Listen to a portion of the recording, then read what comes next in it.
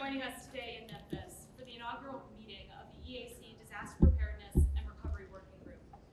Those we will hear from today have traveled as far as California, Puerto Rico, Louisiana, Florida, and beyond in order to share their experiences administering elections in the aftermath of and man-made disasters. On behalf of the EAC, I thank you all for being here. Today's presentations will be videotaped and posted online to inform other jurisdictions grappling with the same challenges. Testimony given today will also be reviewed by EAC staff and used to inform future materials produced by the agency. I'm going to turn it over to EAC Chairwoman Christy McCormick for opening remarks in just a few moments. But before I do, I wanted to begin this meeting with a few words from one of the members of the working group who we are fortunate enough to have here with us today. Mark Anderson is the supervisor of elections in Bay County, Florida, where Hurricane Michael made landfall just 15 days before early voting began. Despite the magnitude of the devastation, Mark and his staff were able to successfully administer the 2018 midterm election. I'm going to let Mark speak about some of the challenges his office encountered as they worked to administer that election so soon after that historic storm. We're going to go to that first video.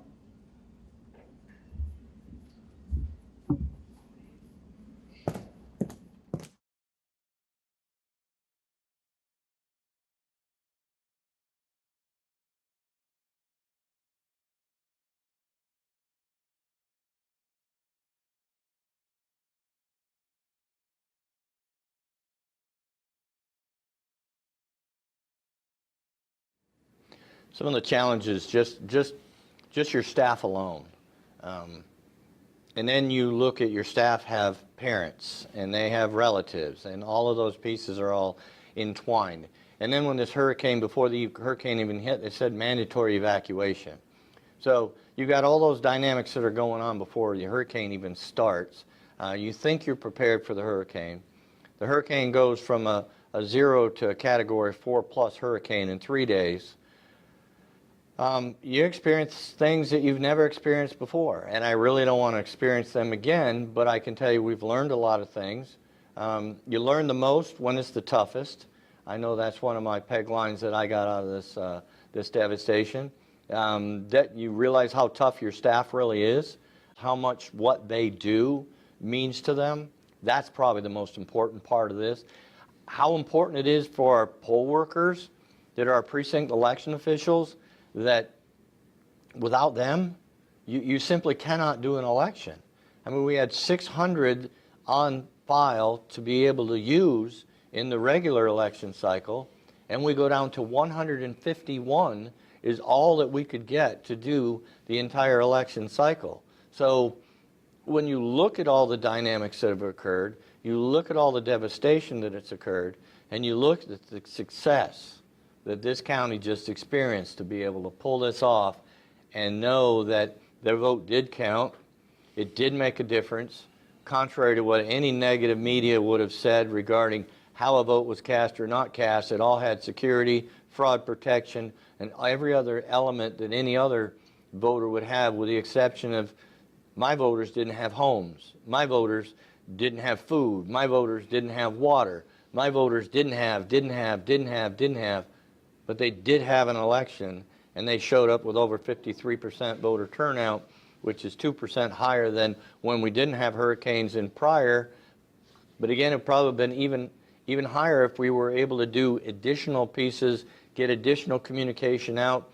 But when it's simply not there, you can only do what's available to you, and you can only perform in a manner that benefits everyone with security and fraud protection in mind with everything that you do, and you do that election, and you don't let the outside naysayers ever change your path or your direction for anyone to feel that there's any inappropriate vote that was cast in this devastation with the magnitude and the checks and balances that we did here in this county. And my staff and my precinct election officials, they need to put themselves in those shoes before they make those kind of comments or decisions. You have to be here to have the same philosophy and the same actions and decisions that were made were in the best interest for the voters in this devastated area.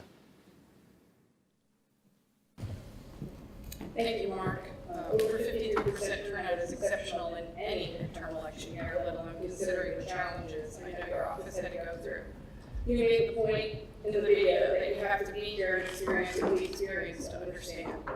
EAC staff was not in Dade County during Michael, but a member of our team and Commissioner Hicks did visit your office just 2 months after that storm, and they went away with a deep appreciation of the work that you and your staff did, so I want to recognize that. Thank you for coming to this inaugural meeting of the EAC Disaster Preparedness and Recovery Working Group. Before we begin, I want to say a few words about the importance of this issue and how today's testimony will be used moving forward. Catastrophic natural and man-made disasters such as September 11th, the DC sniper attacks, the 2017 and 2018 California wildfire season, hurricanes Maria, Michael, and Katrina, and many others, all had a profound impact on American elections. Voters were displaced, American equipment was damaged or destroyed, structures typically used as polling places were either leveled or reclaimed as aid distribution centers. Communication was delayed and continuity of operations plans were put to the test by the severity of unprecedented disasters. Even as jurisdictions grappled with this devastation, however, election officials were able to successfully administer elections. These election officials understand that when a community experiences a disaster, successfully administering an election goes a long way toward restoring life for a devastated community. Doing so reinforces the bedrock on which our society is based: fair, accurate, secure, and accessible elections. As an increasing number of jurisdictions grapple with such challenges, the EAC is turning its attention to how best to serve election officials and voters as they work to recover their election systems after such events. The election officials we will hear from today comprise a new EAC Disaster Preparedness and Recovery Working Group. The members of the working group have a wide range of experiences conducting elections in the aftermath of recent hurricanes, wildfires, volcanic eruptions, and sniper and terrorist attacks. Election officials are some of the most innovative and adaptable leaders our nation has to offer. And since its inception, the EAC has worked with these leaders to tackle some of the greatest challenges facing American elections. The EAC now hopes to help advance the discussion around disaster preparedness and recovery. Today, Vice Chair Ben Hovland, Commissioner Thomas Hicks, Commissioner Donald Palmer, and I will listen to feedback from officials who have lived through such challenges. The EAC staff will use this feedback to produce resources for officials grappling with similar challenges.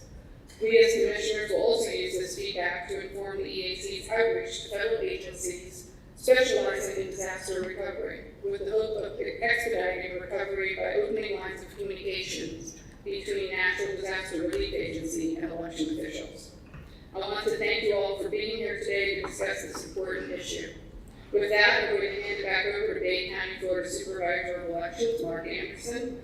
Mark has served as Dade County Supervisor of Elections since 2000. Supervisor Anderson is a certified elections and registration administrator and a Master Florida Certified Election Professional. Mark's office is one of only 2 in the country that are currently ISO 9001-2015 quality certified. He served in many areas of leadership prior to being elected, including a mechanical technician, maintenance coordinator, quality assurance supervisor, and a logistics analyst. Mark is also a former military U.S. Navy SEAL. Mark is going to tell us more about recovery efforts following Hurricane Michael. Mark. Thank you, Commissioners, for the opportunity. Thank you for the opportunity, Commissioner, for us to talk about something that's unexpected. You just don't know when it's going to occur and will come your direction. As you can see, that there's that big red spot with some purple and red and yellow, and Dade County has 120,000 voters. 17 days prior to the normal early voting that the state of Florida allows. Just look at the magnitude of that and what occurred in 3 days. And think about 3 days. That's the kicker here. It's 3 days to turn whatever's about to happen to you around. You learn the most in the toughest times. That I can tell you. My background probably enabled me to push, but it also challenged me to do some things because not everybody responds necessarily the way I would respond. So you learn some things on when you can push, when you can't push. That's the one one day better than you were yesterday. That is one line I use with all of my high school students. It doesn't matter about registration. It's all about you. If you don't care about yourself, you won't care about other issues. Attitude and confidence, it greatly affects everything that you do. And the only easy day was yesterday. And I can tell you that every day that we went through. A lot of times it was 15-minute increments rolled into 30-minute increments, rolled into 1 hour. And once we were doing daily stuff of some form or fashion, we were actually cheering each day when we would show up. Personnel, staff, families, total loss of buildings, precinct election officials, infrastructure, roof off the main building, flood at the second floor. 70% of all our polling locations are unavailable in any way, shape, or form. Communication, emergency offsite systems unavailable due to physical fiber damage. So even our EAC was down. We didn't have 911 for a full day. That's pretty down when you didn't have 911. Zero communication for 3 days out of our office in some way, fashion, or form, in one way or another. Equipment. We have equipment at our EAC building that was safe and wasn't flooded, but we also had equipment in our main building where the roof came off. We had, in our policy, it's required to power down everything, and that's what we did. We didn't have necessarily enough time to move much of anything as far as physical locations, because that second day into the hurricane, it had turned into chaos in the area just because of the magnitude and what the population was doing. So organization, even prior to the hurricane hitting, became a challenge. Our servers that we used were servers that we rolled out on the sidewalk because myself and one technician were in the building and we could not leave. Our families were there, other people, but we were not able to leave that building for 3 days because of the trees, the equipment. So we thought we can't do anything else. So what we did is we took the servers out of the server room, rolled them out on the sidewalk in the sunshine, physically took every server apart, circuit board by circuit board, took a shop vac and a toothbrush, cleaned every connection, took out every circuit board, took out every piece, put it back together and prayed. And guess what? Those 3 servers were the servers we did the election on. That's the amazing part here. So somebody was on our side, that's all I can say. Security also became issues because once you lose 911 and all the other issues, when you can go, when you can't go, where you can go, what time you can go. So curfew started to become a fact of what we could do and how we could do it. Damage and impact, every single area was affected by the hurricane, with the exception of very far reaches of Panama City Beach, and that was our only blessing that we had some of that available on that side of the bridge. The bad news is you really didn't realize until almost 3 days after the hurricane because you could not go anywhere. You couldn't get physical communication. So there was lots of dynamics that limited, our responses. We just continued to work through with our physical equipment, shifting equipment, moving it, getting out of the building into a dry building. The fact that we remained on site, even though it was category 4 plus hurricane, and I thought our building was category 4 approved, but the truth is it's very low into a category 3. I found that out afterwards. So you might want to know what category your buildings are actually built to. 151 out of 600 poll workers. That was the biggest challenge in any direction that we did. And I mean, that was it. There were no more. So we took that number, and I have always been a little bit into the mega site or voting centers or the philosophy of some extent. I'm not a huge pusher, vote by mail. I'm a election day, mega site kind of person, and vote by mail. Those pieces both work. But organized for the 11 days, we have what's called rec print, and we're able to print the ballots at the location where we needed them. The Secretary of State's office was available in communication after a few days. We got a state of emergency authority to pick the sites that we want to use. That was probably the single most important issue in the state of Florida for me. Is all the early voting sites. If we can only use certain sites, we're not allowed to pick just any site that is suitable according to the supervisor. So those are some considerations that I'm sure that the state of Florida and others, we're all going to be talking about those in the future. Mitigation, I pretty much come down to what I believe is, you focus on certain areas, and when it's happening, I've really looked at everything, and I think the best 5 areas to focus on, without great detail, when you're in total devastation, is you pick those, like personnel, infrastructure, communication, equipment, and security. If you go through each one of those, and the condition that you're at, whether it's 15-minute increment, 30, or a full day, or finally, you're in the somewhat of a normal path, you still analyze each of those, and then create a corrective action. If something's not right, you've got to have corrective action. Now, in my office, it takes 2 people to do everything. If there is an issue, you have to do a non-conformance. The non-conformance is moved to quality assurance. We review it, we do a corrective action, we monitor the corrective action, and we make sure that the correction that we did solved the problem.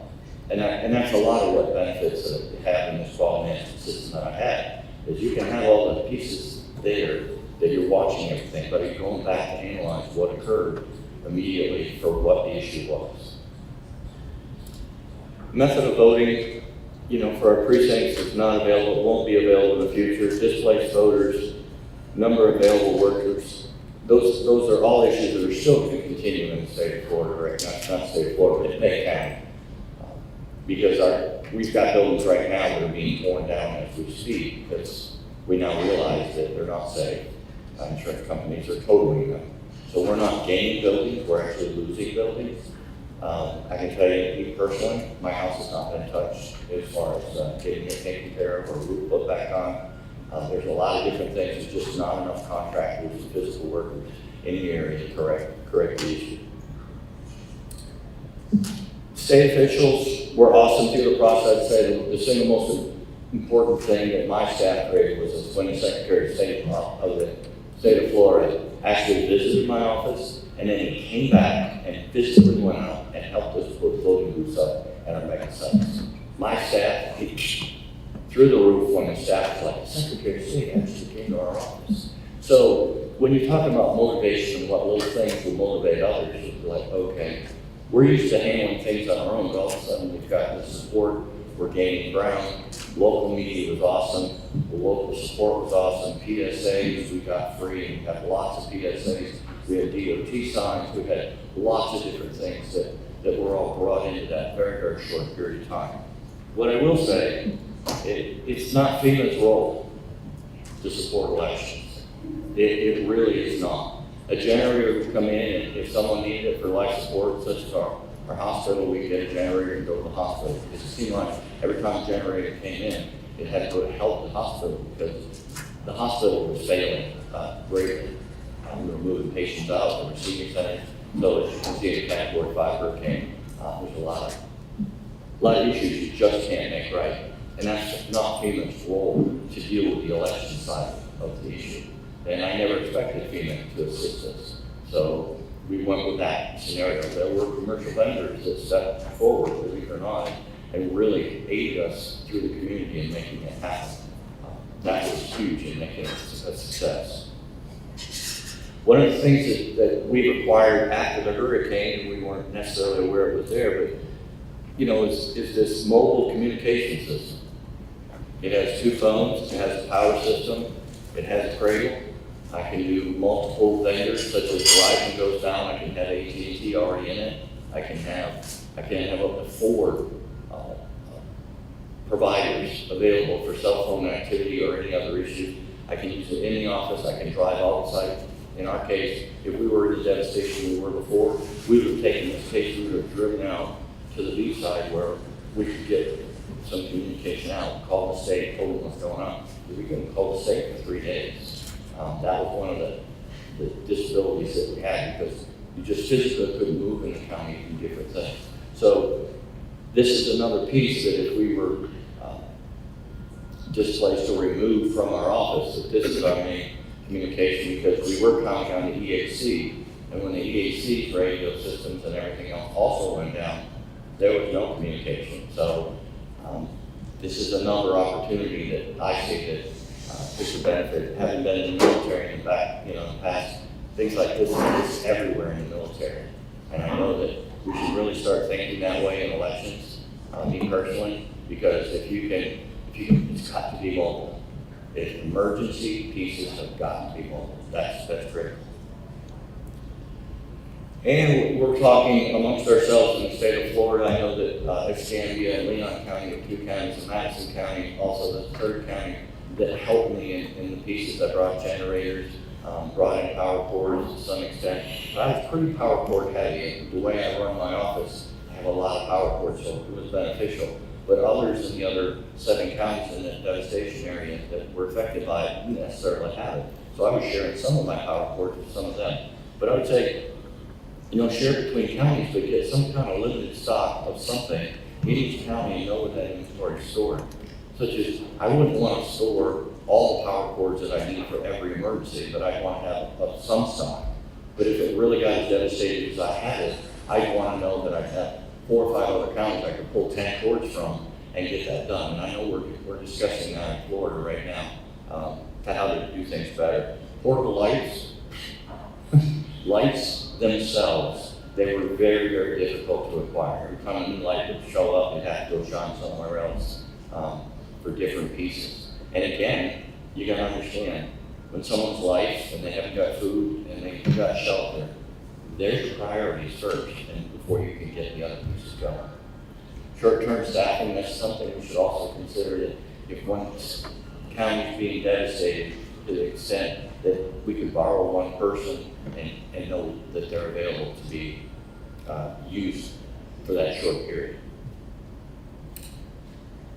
Recommendations or similar systems, you gotta have some kind of management system in place. If I will tell you that the fact that I had the management system in place, the number of procedures, the processes, and I mean in detail, I don't mean set up the election equipment, check.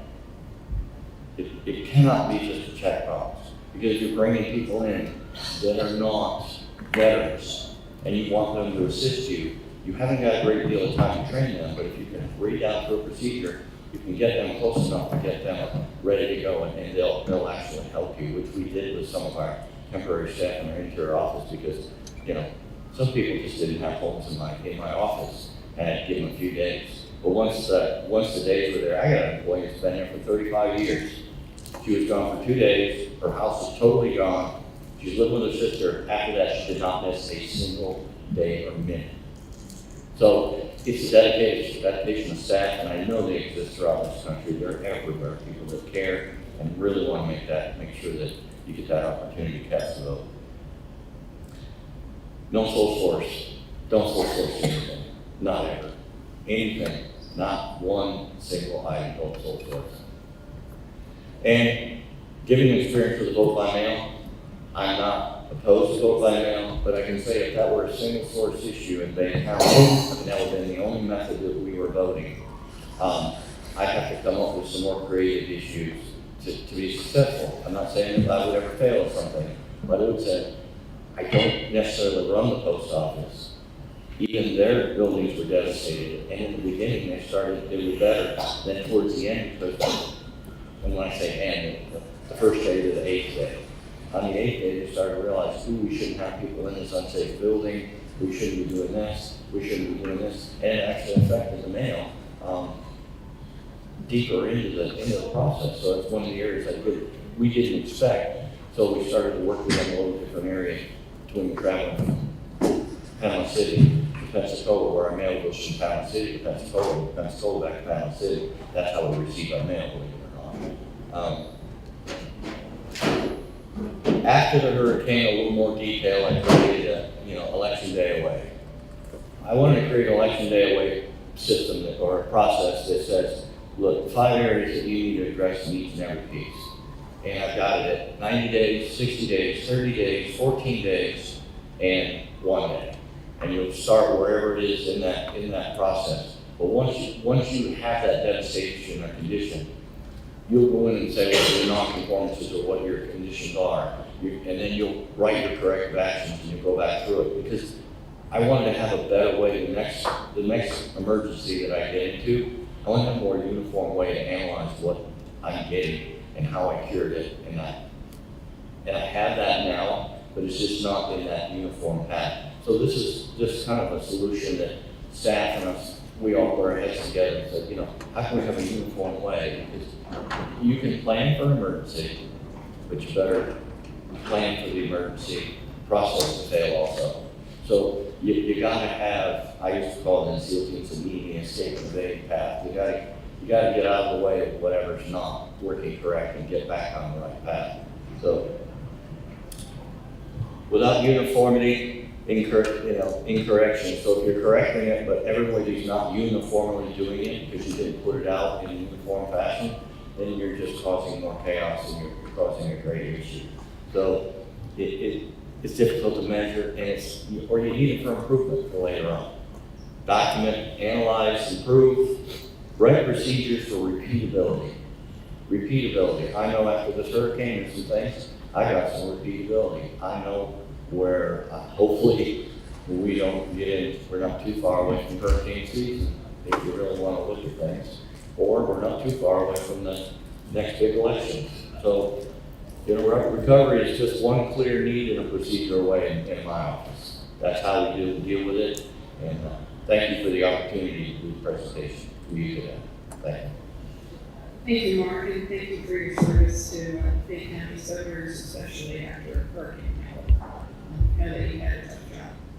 Did a great job recovering from it. Next, we'll hear from Louisiana Secretary of State, Mark Ardwin. Secretary of State Ardwin was selected to his position after serving for 8 years as First Assistant Secretary of State.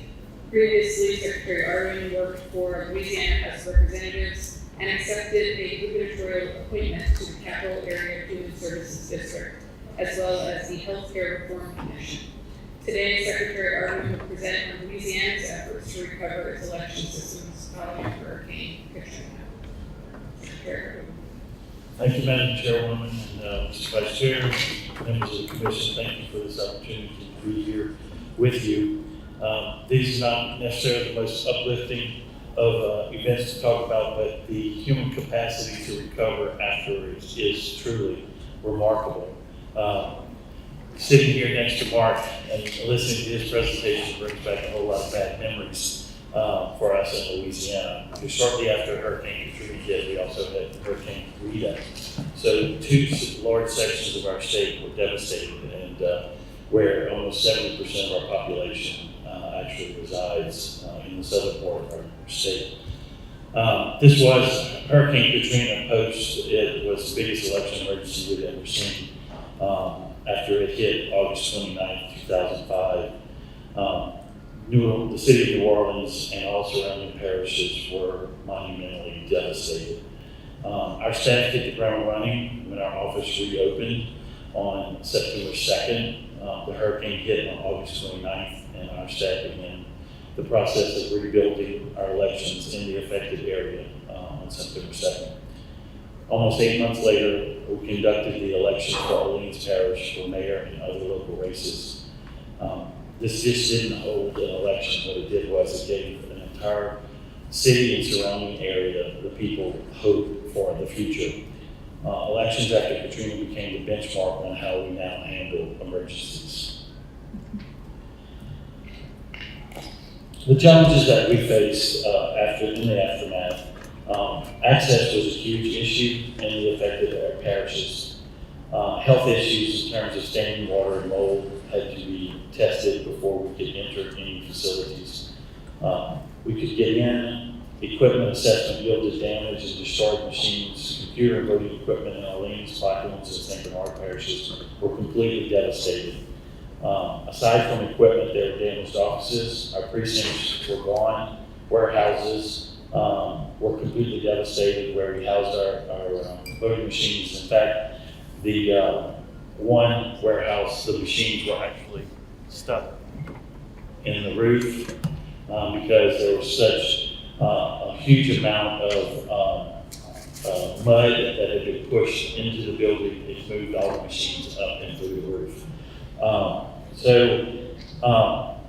Our vehicles were devastated, and most voting records were completely destroyed. We had an immediate need for repair or replacement, but had to follow the appropriate FEMA and insurance procedures to be eligible for reimbursement. We cannot stress enough, you have to follow the FEMA procedures exactly as they outline it, or you lose your reimbursement opportunities. We had to certify an emergency declaration and send it to the governor to delay the election. We immediately formed an election task force comprised of legislators and key stakeholders to discuss how to proceed with elections. We had a special legislative session to approve the emergency plan for the election and to change election dates. There were absolutely no resources available in the affected parishes. Over an 8-month period, we reported everything needed to conduct the election, from tables and chairs to portable restrooms and generators. We had to recruit poll commissioners from neighboring parishes and machine technicians from across the state to work the election due to the displacement of the commissioners and technicians. In order to deal with the mitigation efforts and the immediate impact, we opened up a war room at our main office.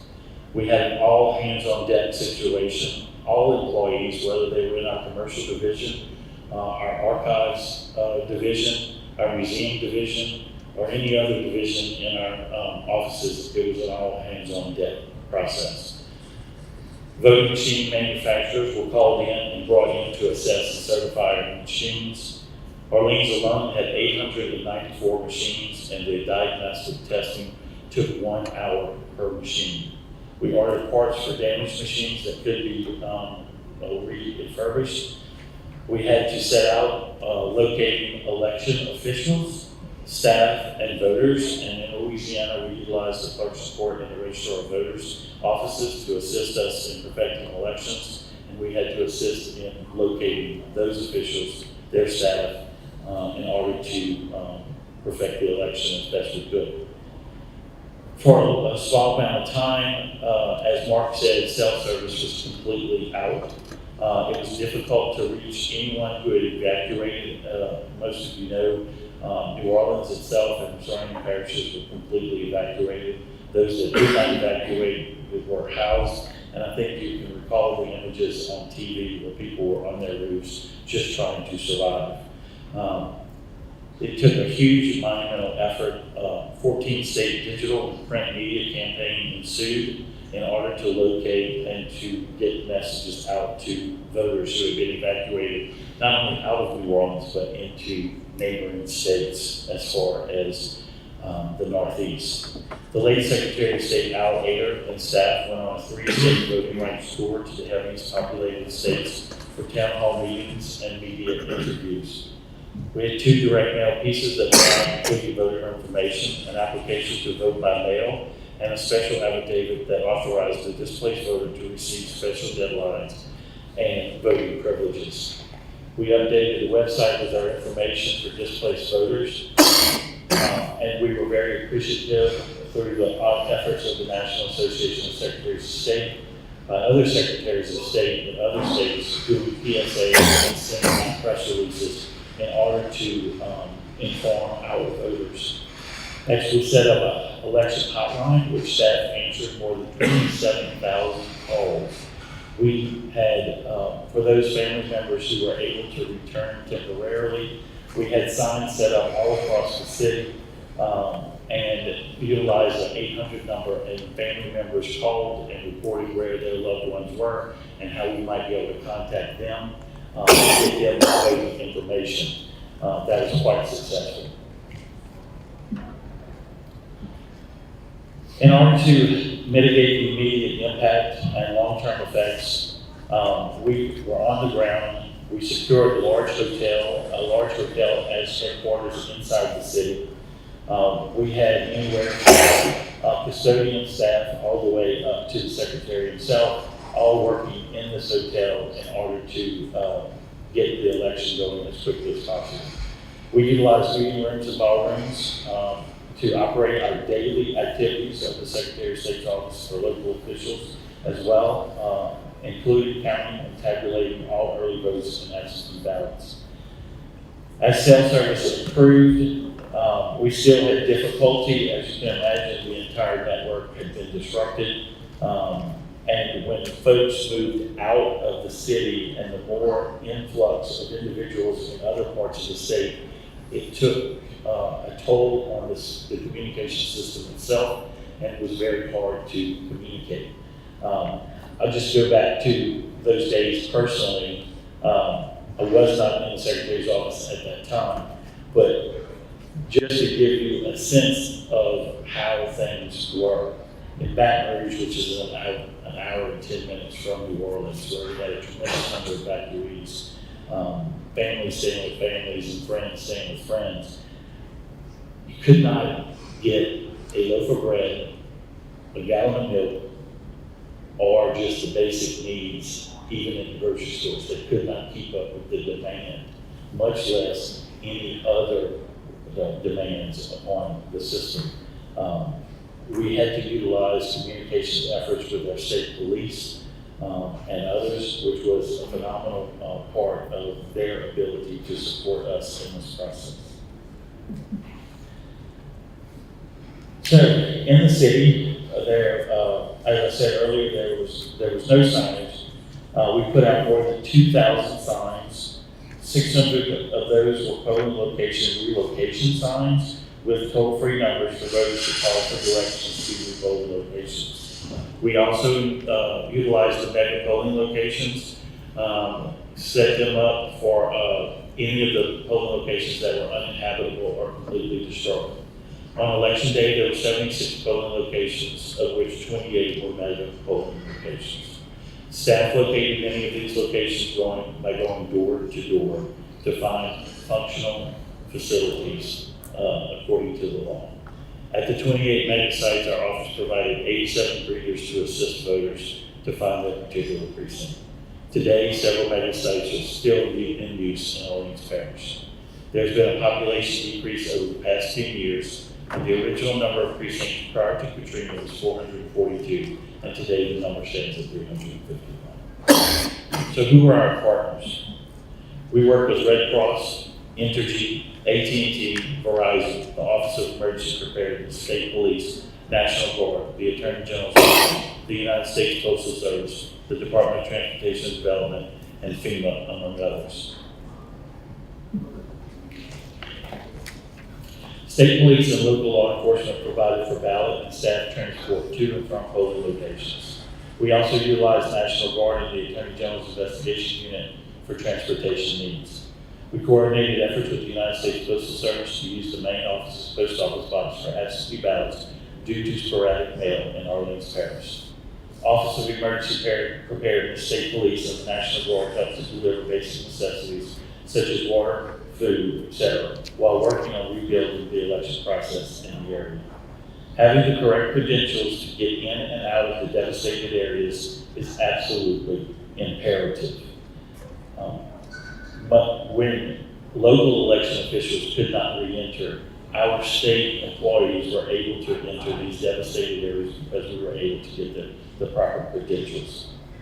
Major hardware and home improvement stores such as Home Depot and Lowe's were used for resources such as plywood, flashlights, and other necessities. You might ask, why would we need plywood? Flashlights are pretty obvious, but plywood just to close up some of those warehouses in order to protect the assets within those warehouses.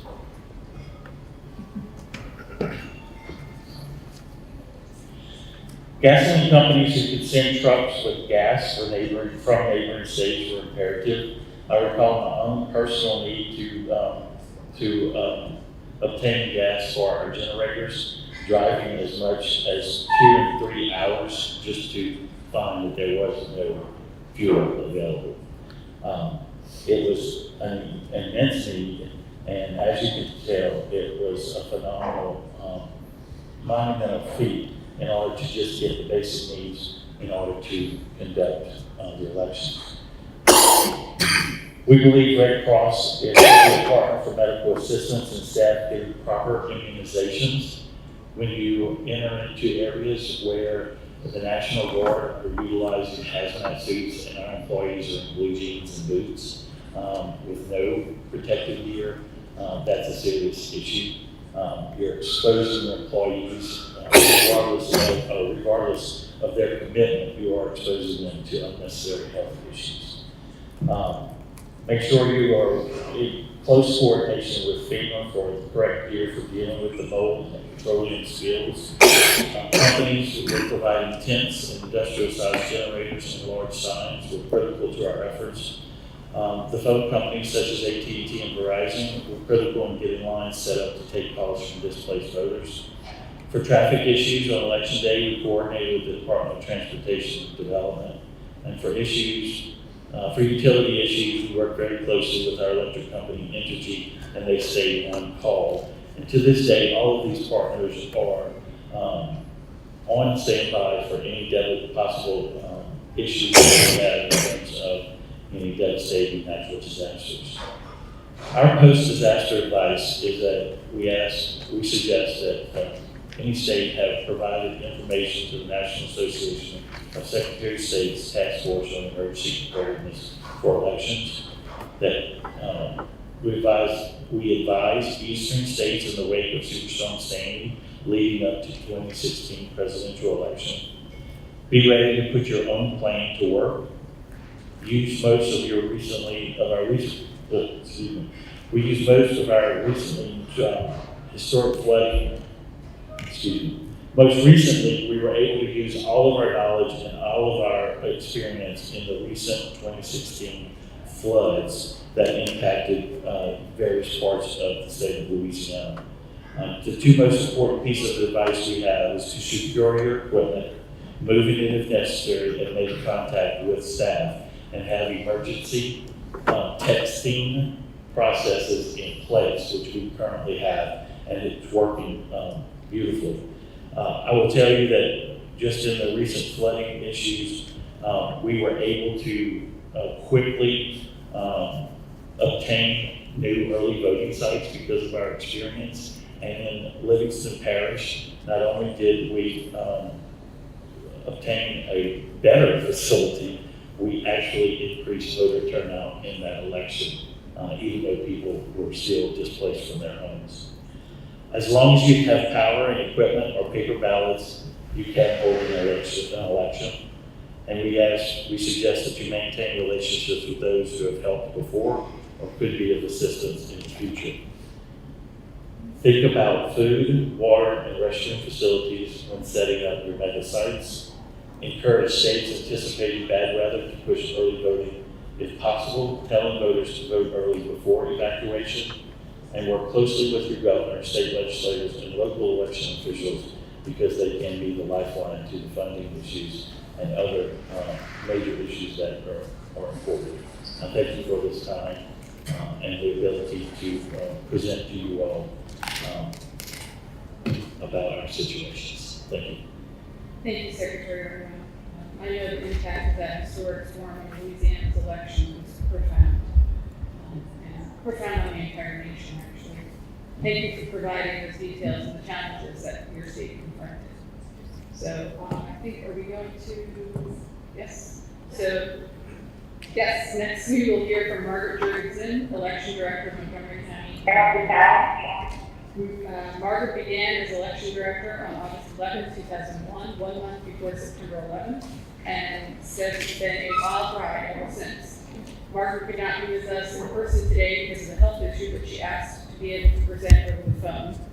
Printed copies of Margaret's presentation are being passed out by staff. For those who are here, please raise your hand if you'd like a copy. Do we have to do that? Margaret's presentation will be online at the conclusion of this meeting. Margaret was Election Director of Montgomery County, Maryland during the DC sniper attacks. The Washington metropolitan region was terrorized by these attacks from February 2002 until October 2002, before the perpetrators were arrested less than 2 weeks before Election Day. Margaret will outline some of the challenges her office faced while preparing for the 2002 midterm elections in the midst of these attacks. Margaret, do you want to? Yeah. Okay, Margaret. Okay. Hi, this is Martin Jurgensen Hi, from Montgomery County, Maryland. I'm the election director here. And I wish I could join you, but because of circumstances beyond my control, I have to go beg for money later this afternoon for budgeting purposes. Preparing for the current environment regarding security. It's definitely changed since I started in this industry or business or governmental service. Facilities next. Facilities and facilities of election administrators have to be considered personnel of your county election office. The training facility of the polling place workers, and of course your polling place's early voting site. Next.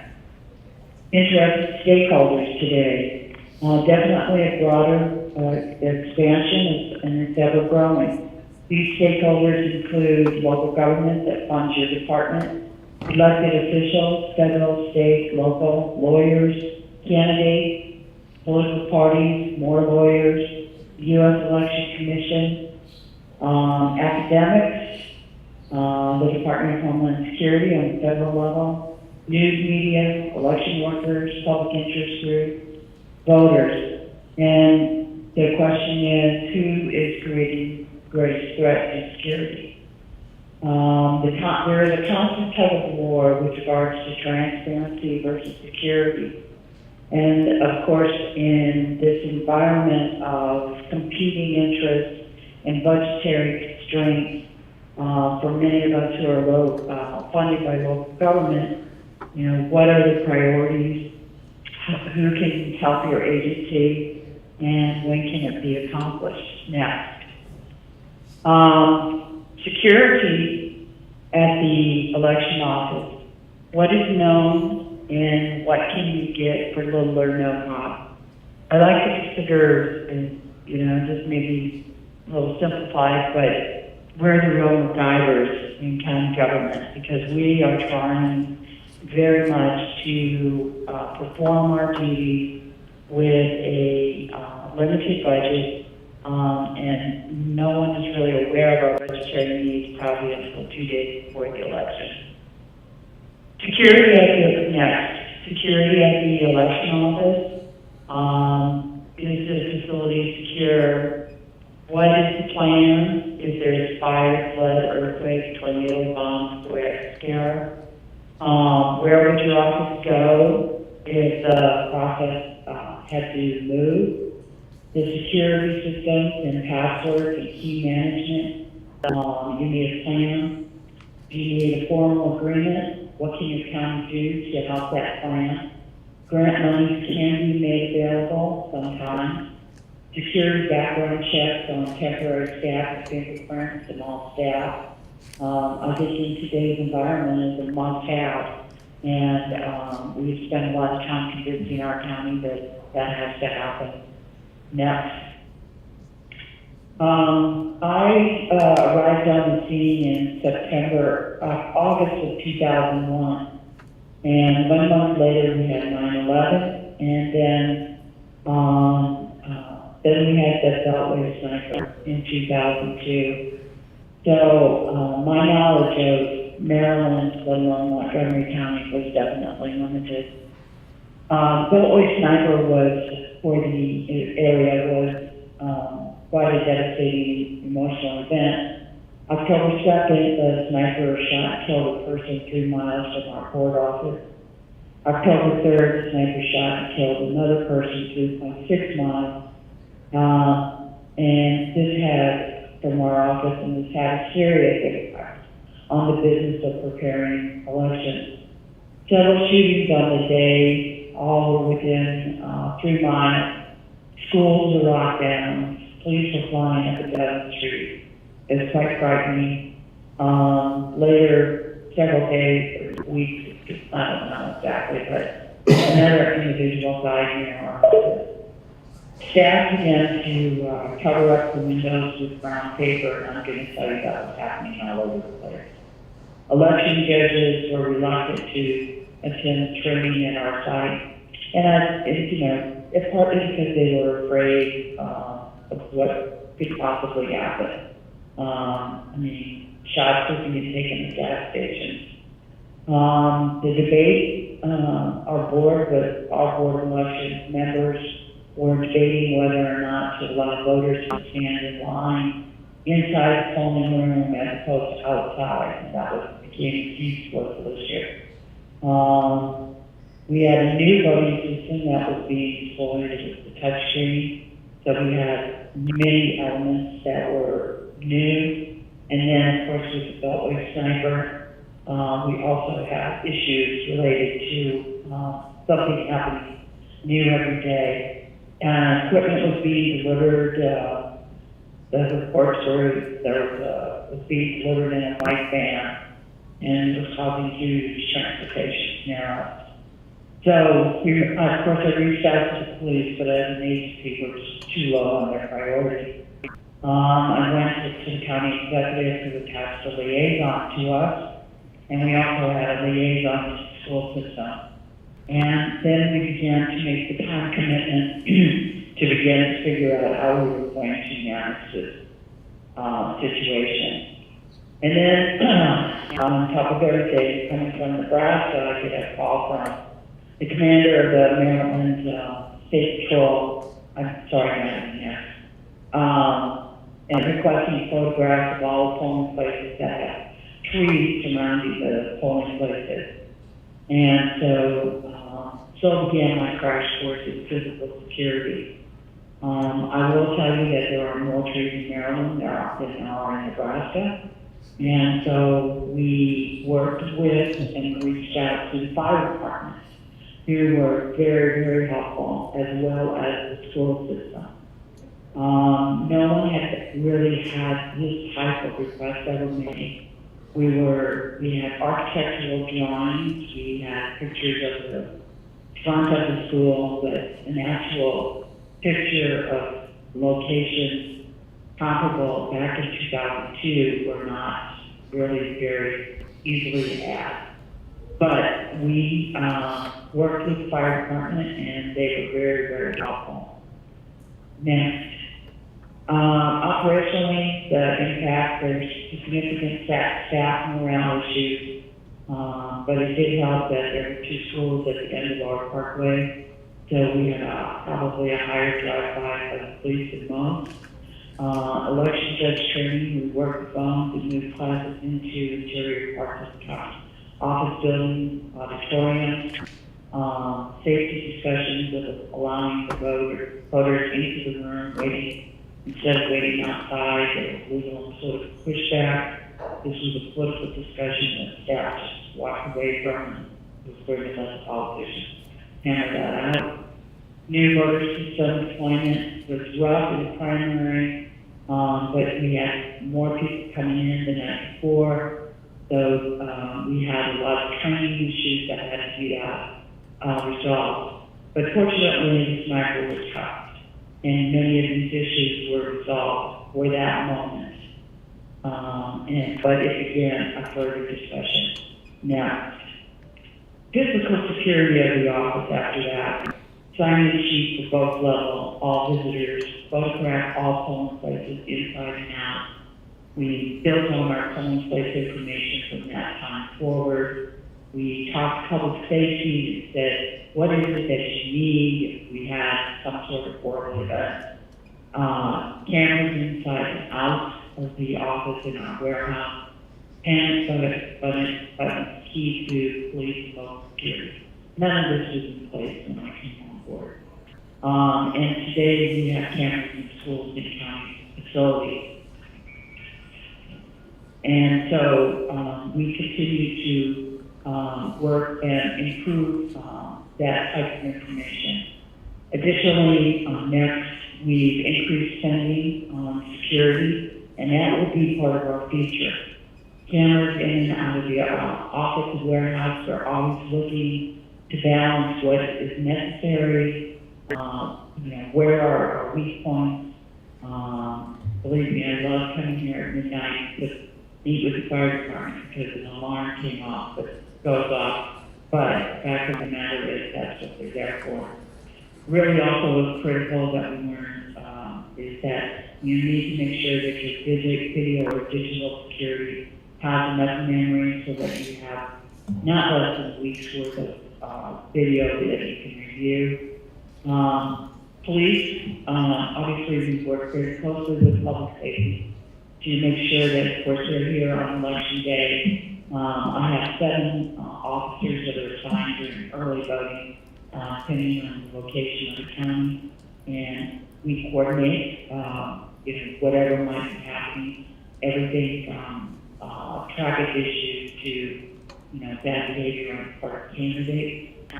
All information is shared with our emergency command, county Homeland Security Department. Next, Hurricane Sandy. The only thing I'd say, I wish I'd been out here just before, because we probably, I'd learned 10,000 times more, but operational impact, if there was a good thing about the hurricane, that we knew it was coming, and that gave the department a few extra days more for planning. County coordination is critical. Even though we're on top of the hill, we had to have sandbags because the rain was coming through our doors so fiercely. Staff needed more development on planning. Unfortunately, our deputy got the short straw, and she had to stay here on site, but she had only been here 3 months. So we had pretty good phone connections, so that when things were going wrong, we were on the phone with her, telling her how to get from one floor to the next because there was no power. We did have the multi-agency planning identified with the National Guard. The big issue there was the National Guard kept trying to send electrical generators to our early voting sites that could not be used. And we wasted a lot of time working through that issue. I did in advance because of the possibility of no power. I printed, because we had a touchscreen system, I printed well over 100,000 paper ballots, plus I had another set of precinct registers printed, and fortunately for me, which pulled off a miracle and got it all done in advance of the hit when we lost power. Now, with regards to personnel security, protection of data and database stored at facility, staff needs to respect the personal information policy at your facility. In the registration system, the leadership sets the standard. Emergency contact for staff and maintaining up-to-date identification badges is more critical than ever before. Signing sheets for everyone coming into the building and warehouse is a message that we send staff all the time. Human error, yes, we've had human error here. The best I can say about it is to immediately own it and to deploy the fix. Communication of the fix, control the message. When we made our human error, the social media piece was not in place as it is today. So getting the message out to the county leadership and the elected officials probably was my weakest point, I will admit to that. But we did have a person who stepped in and started communicating with the media. Everything that happened was resolved and out by 8:15, polls open at 7. We did go to the court to extend the polling place hours. Social media can also, in the future, probably be a conduit for a lot of misinformation, and that's something that in recent times we just have one person monitoring social media. But even if you do make an error, don't let the media try to make you falsify a story for your local groups, because it is human process. Internal security practice plan. Once again, electronic security, we're network with county security. Keys and locks, as much as I hate to do it, I change it out almost every other year. Next, physical location. We're always making sure that our state servers, good location, We identify our backup systems. We work very closely with the County Department of Technology for it. Obviously, just as every other agency, trying to be hacked by every country and bad people. We're making sure that our systems are supported. Callers, what phone numbers should be included, that always needs to be kept up to date. We try to do it quarterly. Next, facility security. This is a constant refinement, plus it's always a budgetary issue. But again, emergency plans for what happens if we have a fire, earthquake, tornado, active shooter, that needs to be provided to employees. That discussion needs to occur and it needs to occur frequently. Doors leading into secure areas have to be protected with our security system, and we're also always looking at that to refine it. Next, facility security, making sure that the paper files within our OceanJet files, where there are paper files, also need to be confirmed. Of course, today we have greater backup systems than we did even when I started and even more recently. And of course, we, data services is used for transmission. So, information back and forth with regards to election judges, voter registration. So some of this is a little dated. Limited, we definitely limit our access to our facility through public doors. Montgomery County, we spent next. We wrote our plan, we created a team to do our emergency planning. We contacted and worked with other counties to create formal or informal plans to share space if needed, if our site goes down for whatever. The thing that is most important is practice. Whatever your plan is, don't make it a debt collector. Practice the plan. We, since about 2016, before 60 days before the primary election, as well as the general, we practice a plan. We get with emergency management. We throw half a dozen issues out that could possibly happen, and we come in and have a tabletop exercise. We get all the major players in. We get public safety. We get legal. We get schools. We get representatives from the county executive, and figure out whatever the issue is, how are we going to fix it, and how do we move forward. Know where your plans are. Know where your plans are. Make sure they're easy to locate. You have to have a case plan. Electronic, if you have no power, there's no way you'll be able to do an electronic plan. Work with local law enforcement to use their resources. We use the canine employees use our facility in advance to confirm that number one, all the equipment is relatively safe, and it goes into lockdown until election day after all the equipment moves out. Resources, look to the internet. One of the things that we do is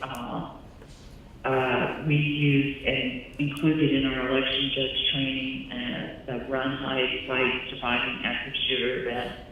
I've worked with the police department. Everyone agrees that that's a great resource. Your state may have Homeland Security or emergency grant money that might be available, and I would definitely tap into those. Next. Resources, looking at challenge to success. When my county had the sniper event, it started with the state patrol asking for pictures 10 days prior to the election. For all polling places that had trees surrounding the polling place. Today, we have extensive data regarding the inside and outside of polling places. And while we do share this is very valuable, obviously to the elections department, but it's also valuable to public safety. Cost effectiveness, again, boards of elections are not the Department of Defense. We are limited in budgeting. So, chain of command, build checklist, establish emergency action plan, power management plan. That is really critical here in Montgomery County because we've had power issues. Snow plan, believe it or not, we have had snow and ice during an election. But who's getting your polling places cleaned up? What's the backup plan? That's critical. Legal plan, arranging agreements for specific administrative county or state judges for any type of legal emergencies.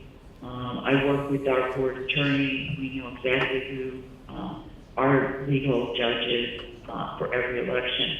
Next, cost-effective plan, media plan.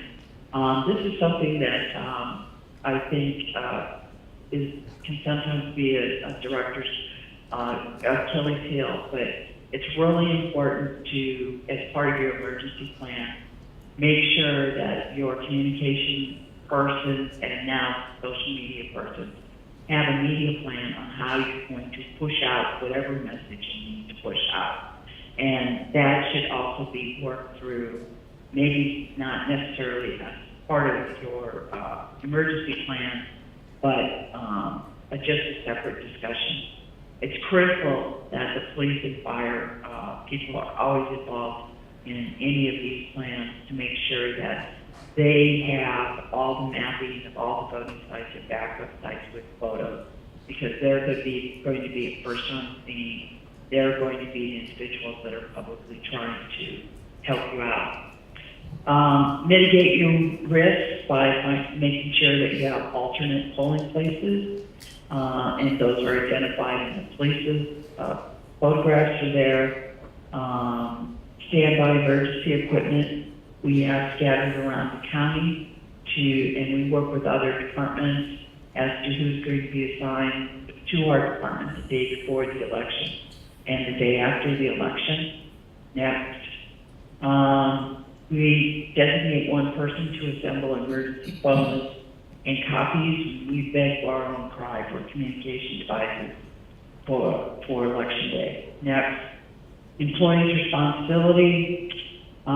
We establish a list of employees' responsibility. Next, voting sites, site instructions, election judges. All of this information and the photographs of all the voting locations. Next, so quickly, this is a polling place. This is the type of information we have assembled. This is one of our polling places. Next. And this is information that we get from Google Earth. This is an example of what we'll share with police, fire, emergency command. We provide them hard copy and a CD. And of course, we have it here internally. This shows a picture of where the accessible parking. Next, the no electioneering zone. Next, another shot of the no electioneering zone. Next should be a schematic of the inside of how we expect polling place to be set up. Next, the room that actually is set up or going to be used for polling place. Next, this is the hallway walking into the polling place.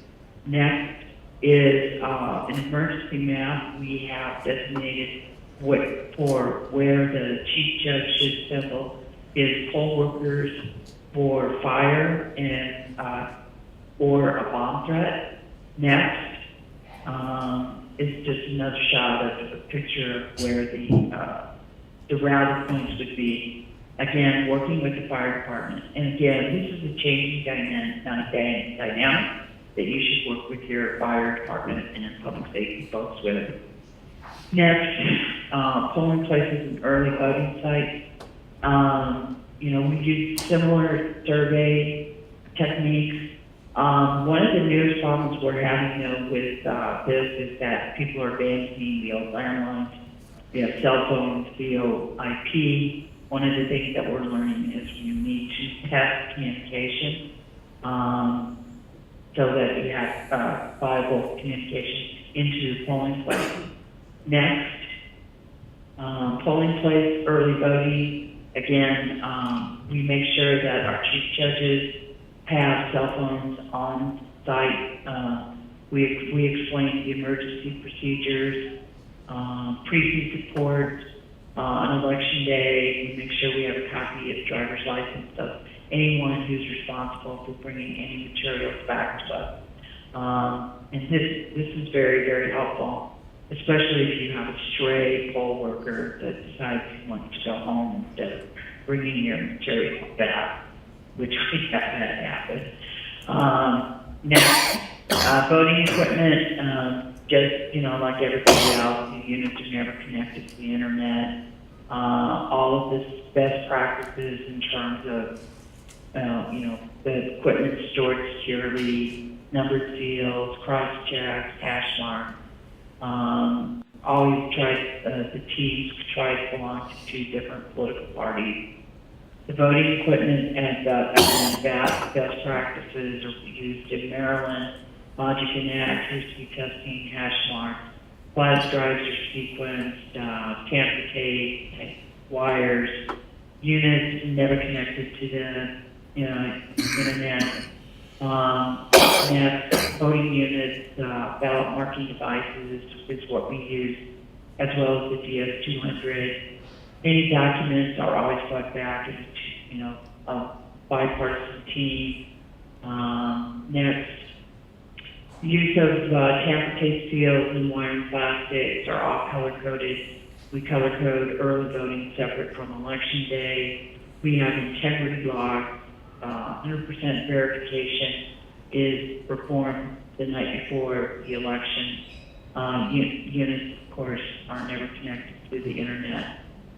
Next, data systems. All of our data is encrypted. Poll books tested, documented. Voting units tested, empty voters tested, paper ballots, backup, optical imaging, 0 reports at the polling place to show that no votes have been cast, tamper tape seals, normal number seals on units, opening and closing procedures. Next, we always do criminal background checks and fingerprinting on all staff, audible security system, ballot accounting at early voting and polling places. We have standardized opening and closing procedures. Next. Again, audit, this is a little bit redundant. I'm going to just skip this next. Precinct performance measures. Rather the flags, we have received an award from the EAC on this. But one of the things that is very important is it does provide outside departments, county executives, that we are accountable, and we analyze our election workers on compliance with opening on time, posting the 0 report, posting turnout reports during the day, completion of critical documents, closing timely, and we also measure feedback by the voters. This is voter walk away with a positive voting experience. In the 2018 election, our numbers for positive voting experience was over 92%. And if people believe that they exercised their right to vote and it was a positive experience, they believe that the person that was elected, it enhances the belief that the person was elected honestly and fairly. The next is just some pictures of the equipment we use. Send everything out in a big black box. We put tamper tape seals over everything. Next is, how it's loaded. It includes the ballots that are inside the DS200. Next, just some pictures of DS200. Next, picture of our poll book, and it does have seals on it before it goes out. Next, close-up of the seal. Next is a ballot marking device seal. Questions on my niece, Miss Aniston. Mother lives in Tennessee, and she went and voted for the first time with her mom in 2018. And as an auntie, I want her to feel safe when she's exercising her right to vote 20 years from now, or maybe 16 years out. Thank you. Thank you, Margaret. We appreciate all that you put into that presentation. You know, breakdown in communication and the additional confusion this can cause for voters is one of the common themes we're hearing throughout these presentations. So I want to thank you again for joining us, even though you couldn't be here. Next, we'll hear from Candace Grubbs, who has served as County Clerk Recorder of Butte County, California for over 32 years. Butte County was deeply impacted by the 2017 and 2018 wildfire season, which was the deadliest and most destructive wildfire in state history. Camp Fire, in particular, started 2 days after the November 6th general election. During the fire, Candace's staff had to get all the votes counted and certify the elections count. Her staff was also pulled to assist in the emergency center set up by the county. I'll let Candace take it from here. Candace, please tell us about how your team was impacted by the disaster and the long-term impact to Butte County voters. Good morning, and thank you, Commissioner Chairwoman, for inviting me here today. I really appreciate it. Our disaster, as you stated, was 2 days prior to 2 days after the election. So we passed the speeding bullet.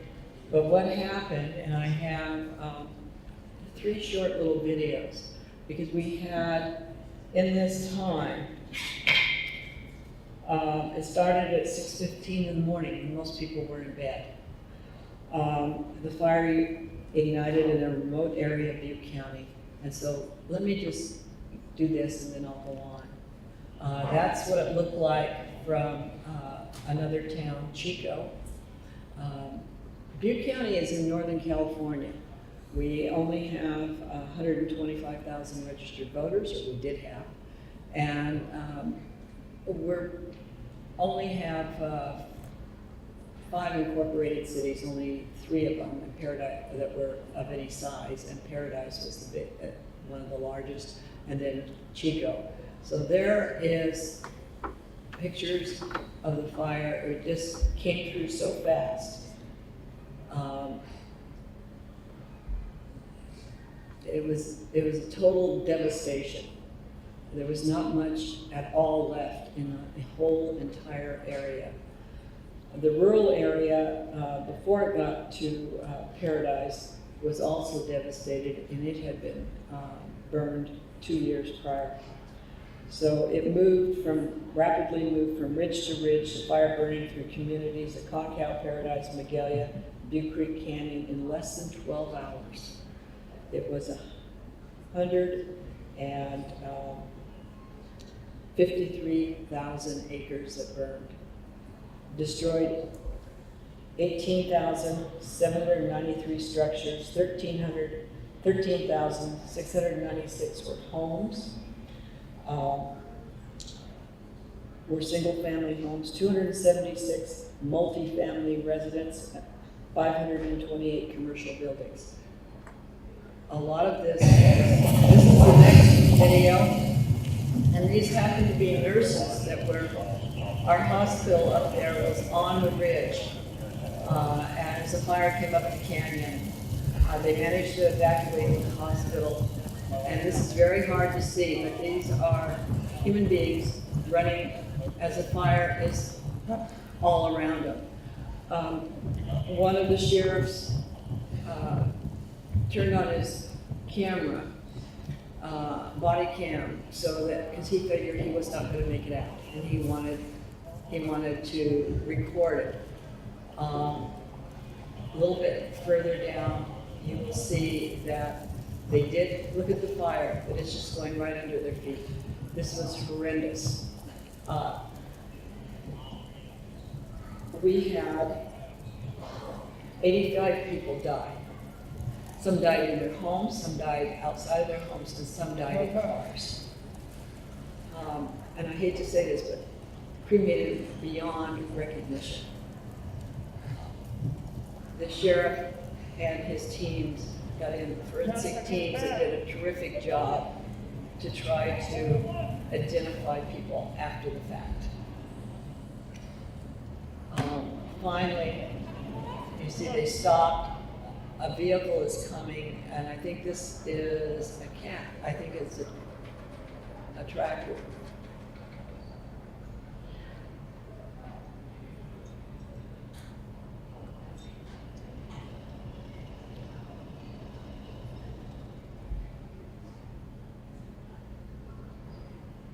So it's very hard to determine because after all, this is his body cam, but they did manage to put some of them in that. And then there was a second vehicle.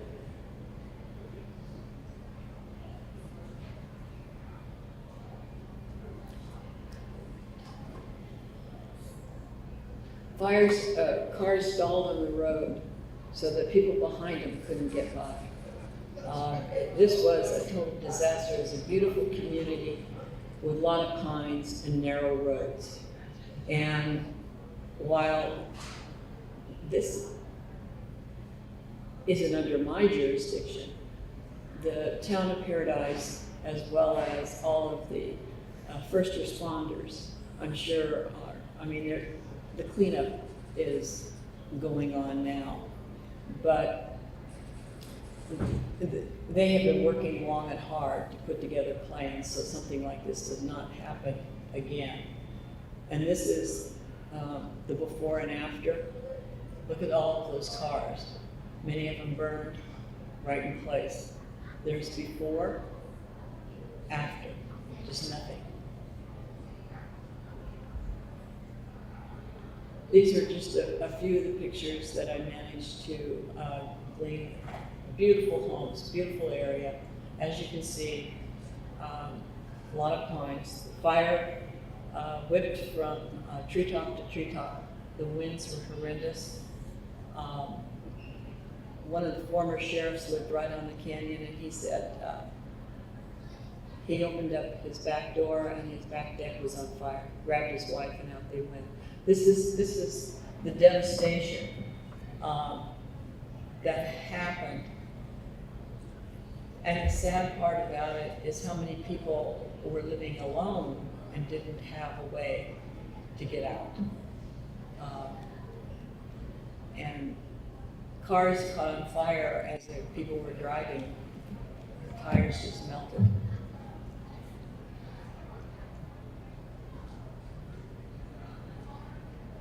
I have visited the area several times. Our polling places are mostly gone. One of our mega sites, the Veterans Hall, has a tremendous hole in the ground. I don't know what happened there.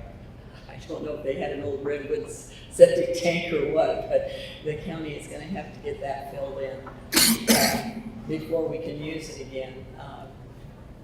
As I said, we missed the speeding bullet.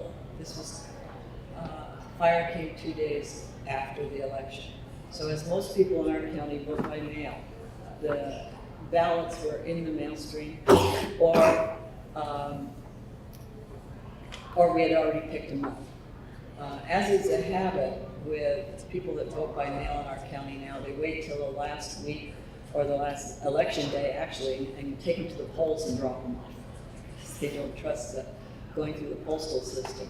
But see, we already had all of those back in our office. What we did not have was those in the mail stream, and we have 3 days to get our ballots in, as long as they're postmarked by election day. Also, we send out letters.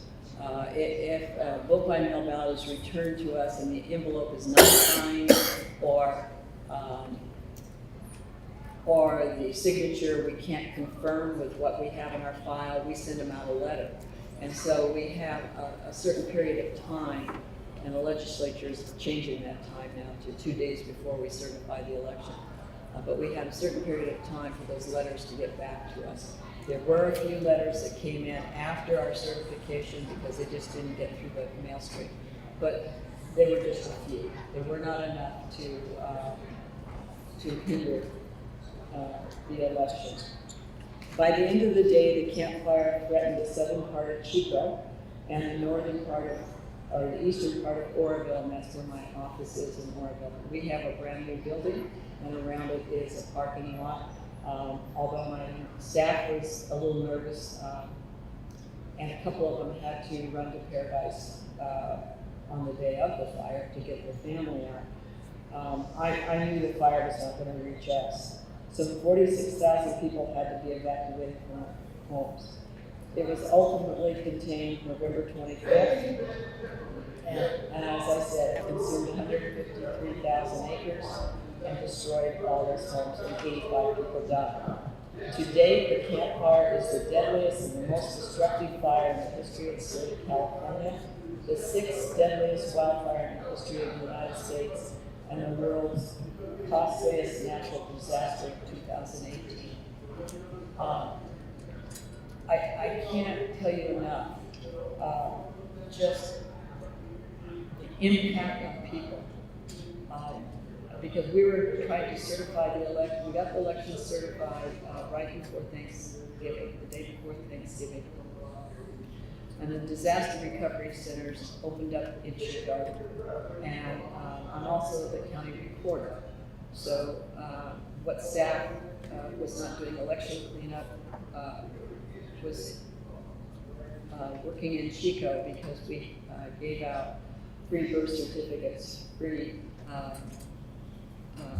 deeds to their homes, anything that we had in our public record that we could give them, because after all, they left with nothing. And in order to get FEMA relief, they had to prove they owned a piece of property. So here's where people scattered. This FEMA data showed they scattered across the United States and to every county in our state.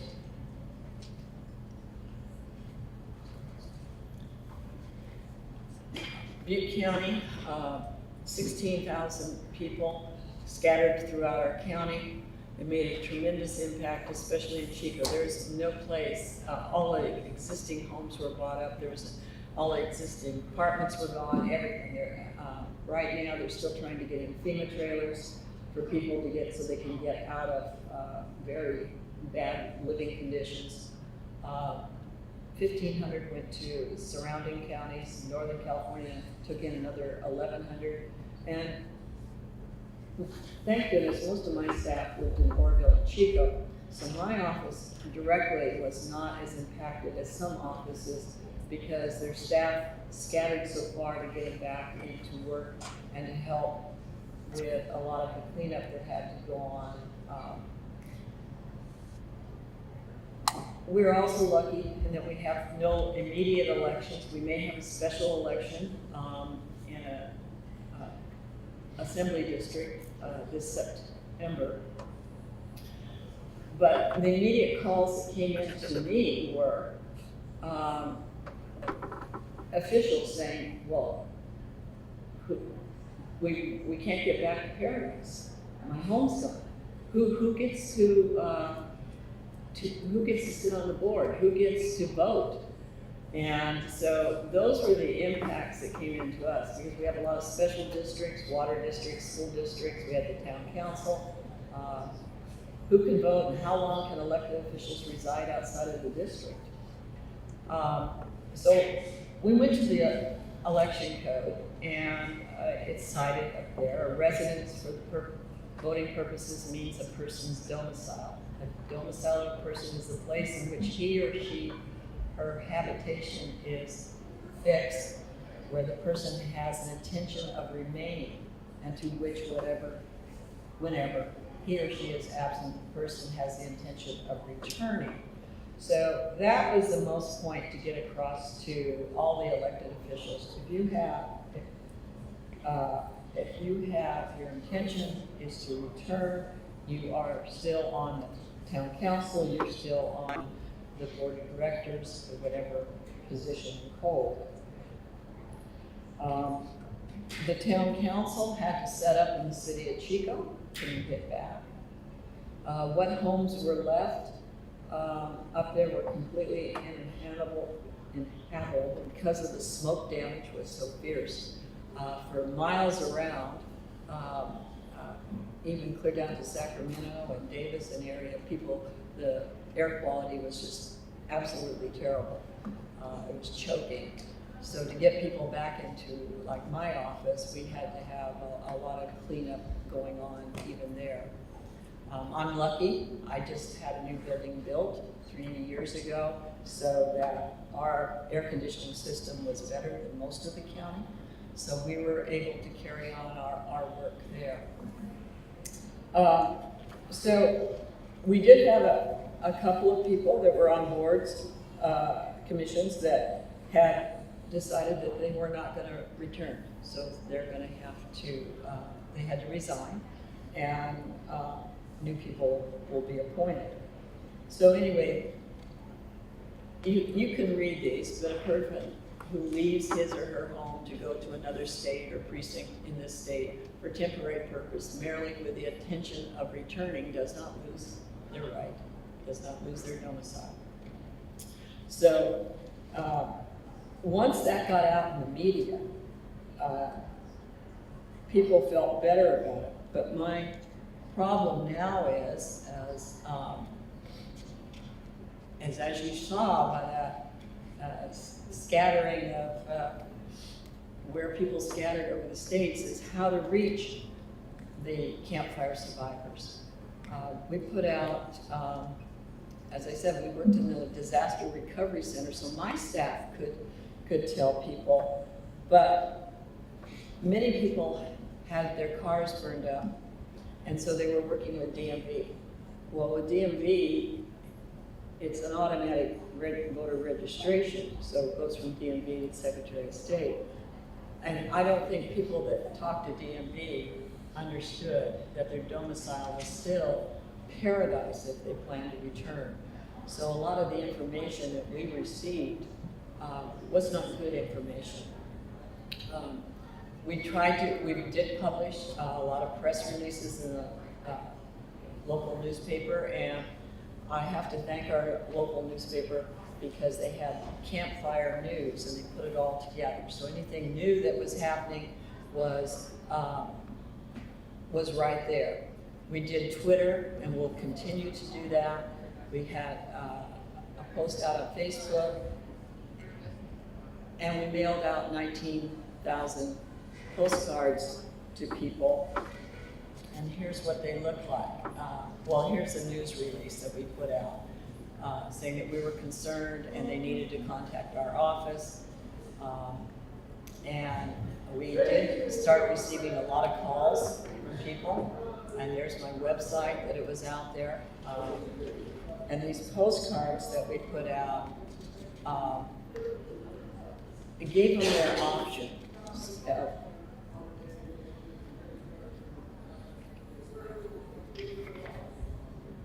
We asked them to review the information and then mark what they plan to do and return the postcard to us.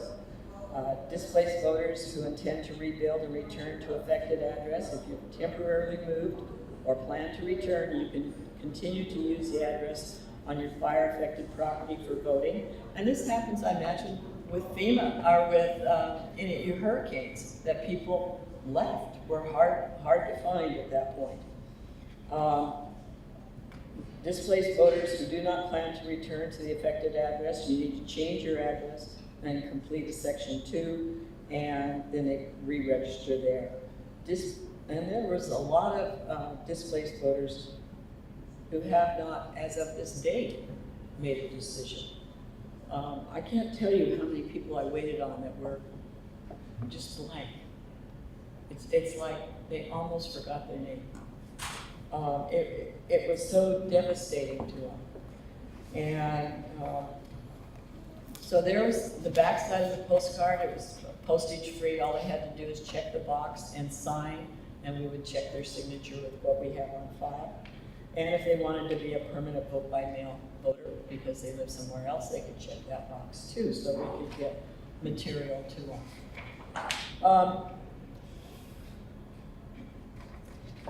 We actually had 2 disasters, and one the year before, and many of you probably saw it on the news, was the Orville Dam spillway breakup.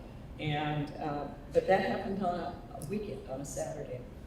And of course, there was nobody in county offices at that time, mostly. The town of Oroville was evacuated, and I grew up in this area.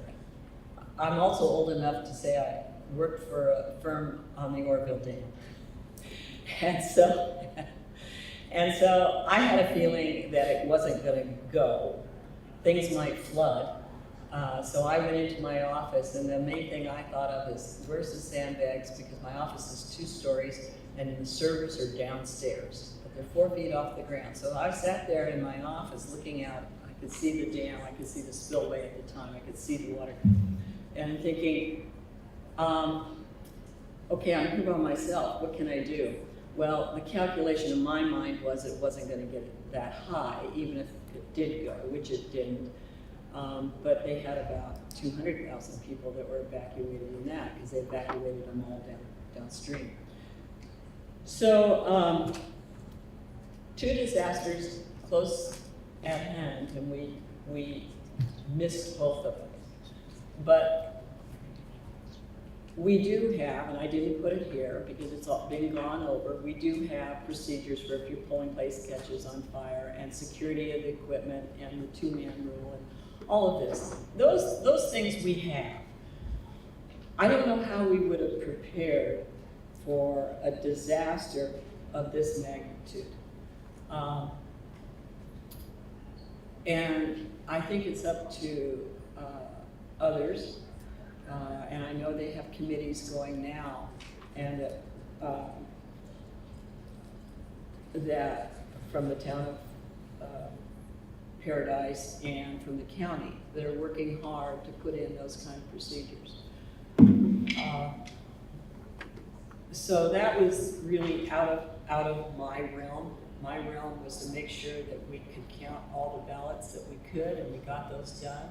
We had very few of what we call cure envelopes that came back to us that we couldn't count. They were less than 100 that we couldn't count. But communications in that area, had it been an election day, would have been terrible. While we use Google Voice, and we have precinct officers' cell phones because communication in those mountainous areas are hard, I can't tell you what that would have been. Most of our poll workers are 70, 80 years old. And then we have our high school students. Could they have gotten out? Would they have known where to go? I doubt it at this point. It is going to be years before that town can recover. It's going to be extremely slow. I think this is our first postcard that we sent out, but I think we're going to be in a continual loop of trying to educate people, trying to find them, trying to make sure that they can exercise their right to vote. And that is my concern. So with that, I'll say thank you very much.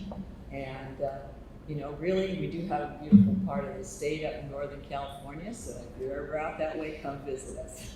Thank you, Candace. I have a friend who lived in Paradise. And he and his mom had to run from their home and lost everything. So all they have is the clothes and the bags. So it's a bit personal to me to know someone doing this. I'm heartened to hear about the work to ensure you can be voters are still able to exercise their right to vote. So thank you very much.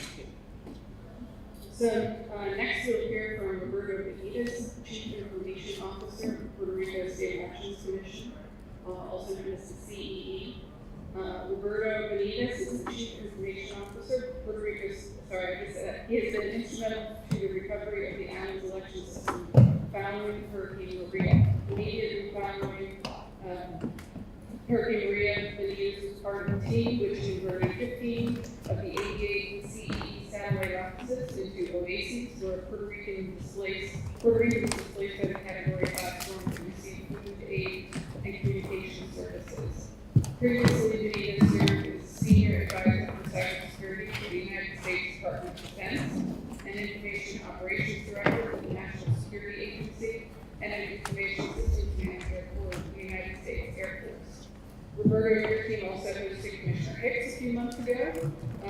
speak about the efforts of the State Elections Commission to rebuild their systems, and I want to thank you for that.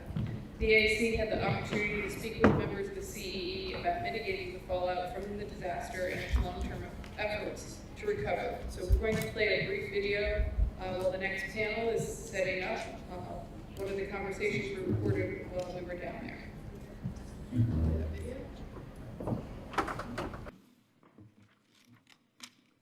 The 2017 Atlantic hurricane season had a devastating impact on Puerto Rico. Hurricane Maria was particularly costly and deadly to the island. Describe the impact the systems had on Puerto Rico's election systems. Well, the impact of the Hurricane Maria was a devastating one.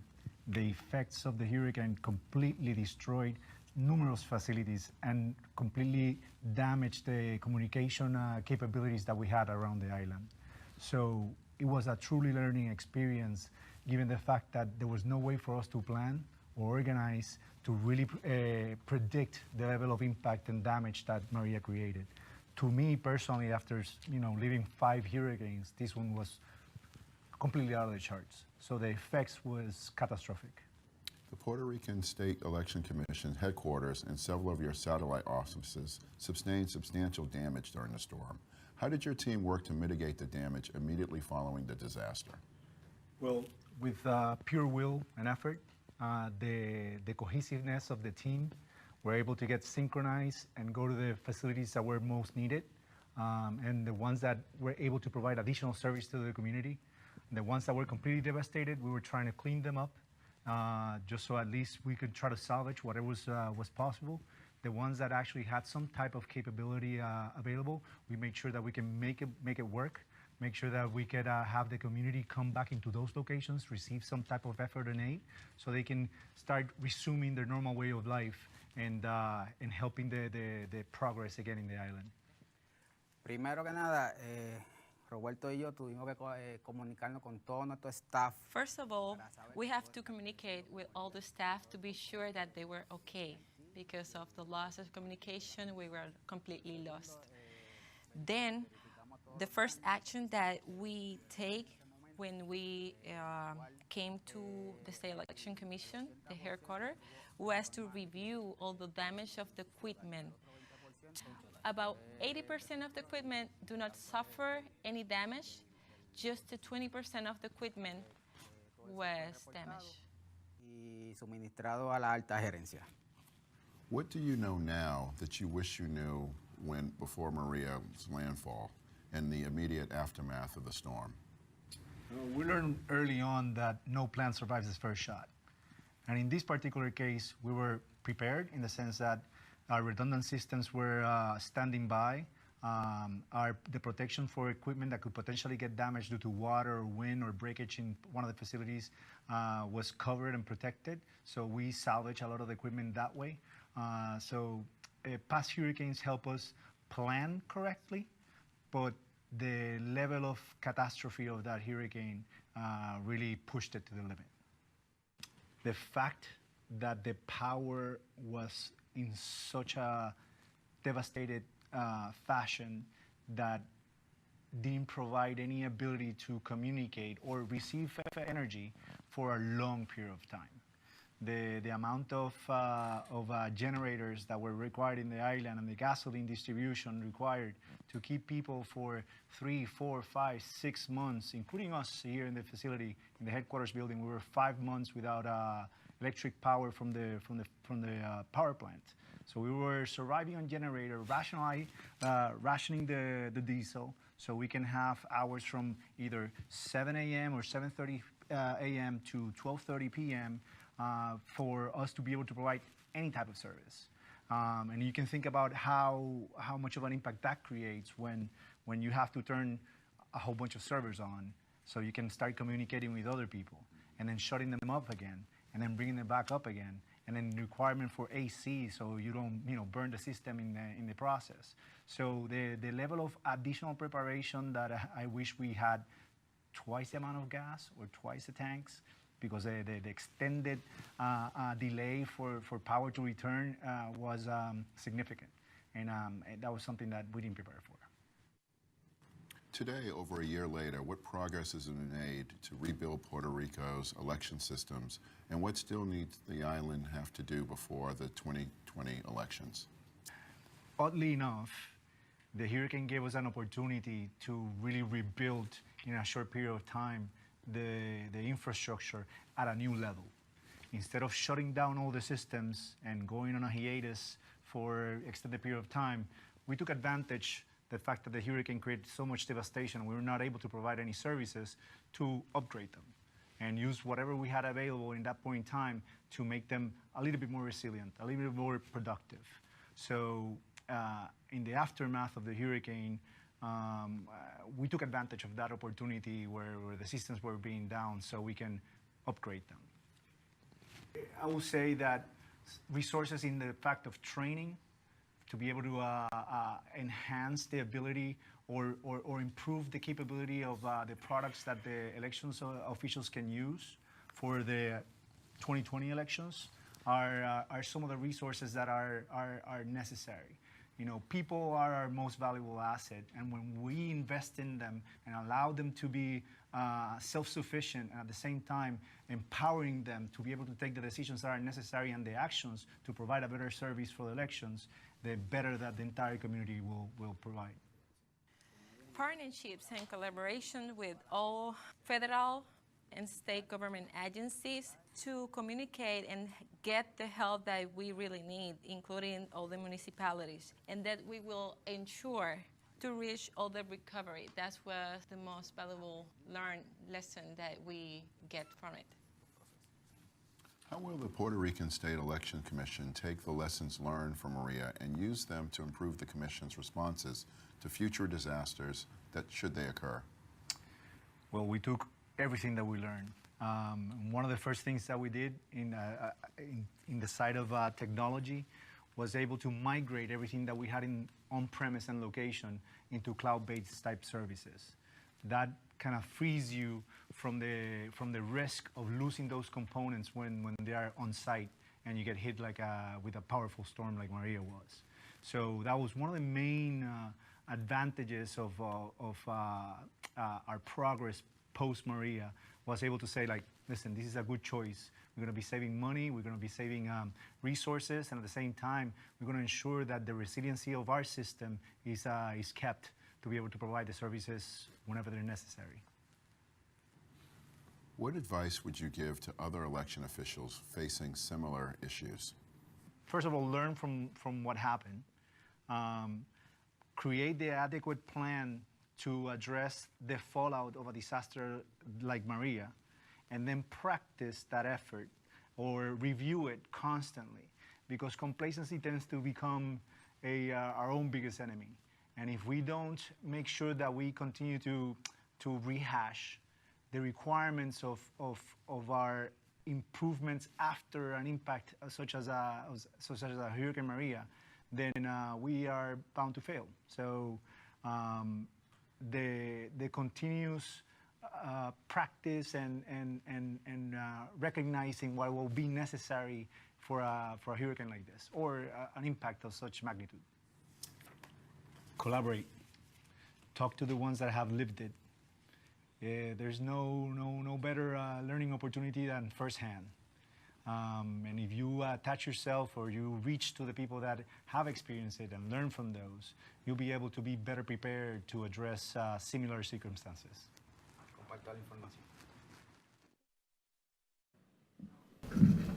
Thank you, Bert. You have a presentation for us. Yes. Thank you so much.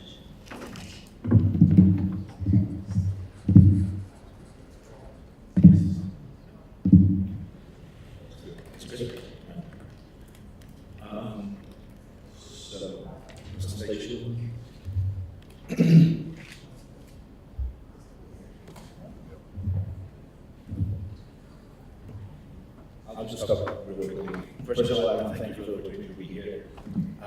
As a former military officer, sworn to protect and defend the Constitution and democracy and freedom around the world, being here with you guys is an honor, because now we're in charge of administering and managing for our nation, so I really appreciate it. Just to give you how I'm thinking about this type of project of disaster relief or disaster preparedness and recovery, I look at it from the technology point of view as a CIO. The organization of the Elections Commission in Puerto Rico basically is statewide, so it doesn't have counties, so it's standardized across. The organization is large. We have roughly 700 to 800 employees non-election years, and on an election year we have roughly 60,000. So it's a very well-established process. You know, we Puerto Rico consider the elections kind of a sport. So the more participation and the more activity that we have, the better. So when I prepare this presentation, I want you to keep in mind that I'm looking at it from the IT support component of an election and how to manage an election effectively. To give you, okay, so to give you a quick overview, we have 2 main buildings, and like I mentioned before, 88 facilities distributed around the island. The island has 78 municipalities, but we have 110 precincts. We basically have 1 facility per precinct, and in some of them, like 20 or so, 10 or so, 2 precincts are in 1 physical facility. Our headquarters building is roughly 281,000 square feet. Up to this point after Maria, we still cannot use roughly 30% of it. It hasn't been repaired completely. AC conditions, some infrastructure problems still. They have an operations building, which is mainly our storage. That one is about 152,000 square feet, so we have a lot of space in there. That building was particularly important after Maria because we were able to recondition it and use it for law enforcement officials that came from New Jersey, from New York, from Florida, National Guard units from all over the states that came down to help. We were hosting them over there. We had fire departments, I don't want to forget them, from Florida, also New Jersey and Chicago. They were instrumental in bringing Puerto Rico back up. So that gives you an idea of how we're using all our facilities that we had available. After the hurricane, from the 88 facilities, roughly 22 of them are unusable. Up to this point, we only have now about 15 of them that we cannot use yet. So we have been shrinking and condensing some of these precinct offices into one to be even more cost-effective and more efficient in providing services. Some of the services that we provide over there, obviously the voter registry happens in that particular offices around the island. And we have additional government services that we have been able, through technology, to be able to provide, like, not in all of them, but about 10% of them we can provide birth certificates, marriage certificates, death certificates, some IRS documentation, Department of Health documentation that is available. So we have synchronized with other departments in their IT capabilities so we can provide some of their services in these satellite offices since they're widely distributed, helping those agencies shrink the number of offices they have to have open around the island. So it becomes even more cost effective for the island as a whole. So as we focus on the technology component of the Elections Commission, I was able to divide it in 2 main structures. You have the administrative component, the one that you manage your emails, your office products, your communications, day-to-day type of operations. We have the voter registry, which is what I call the crown jewels, the crux of everything that we have. What revolves around the voter registry. That's a separate IT infrastructure. And the third one is the elections management. It's the one that now it helps us count and organize elections fairly efficiently. So those 3 systems, we have physical separation and logical separations in them, and we protect them differently. The elections management system is completely isolated. The voter registry system it's isolated from the administrative, but it connects in some way to the election management system. And they're also protected in different ways through encryption, VPNs, the whole, we are applying a whole bunch of cybersecurity components that, thanks to the EAC support and HAPA funds, that we are able to integrate in that.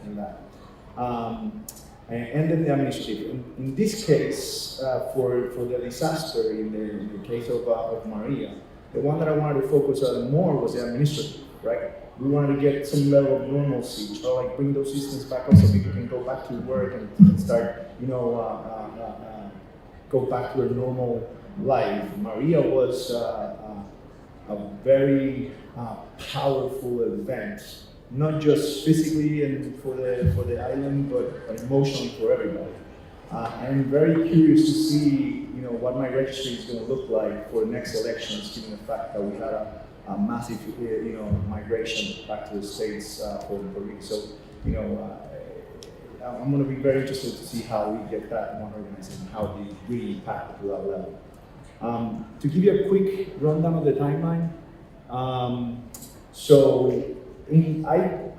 started in 2016, about 3 weeks before the elections.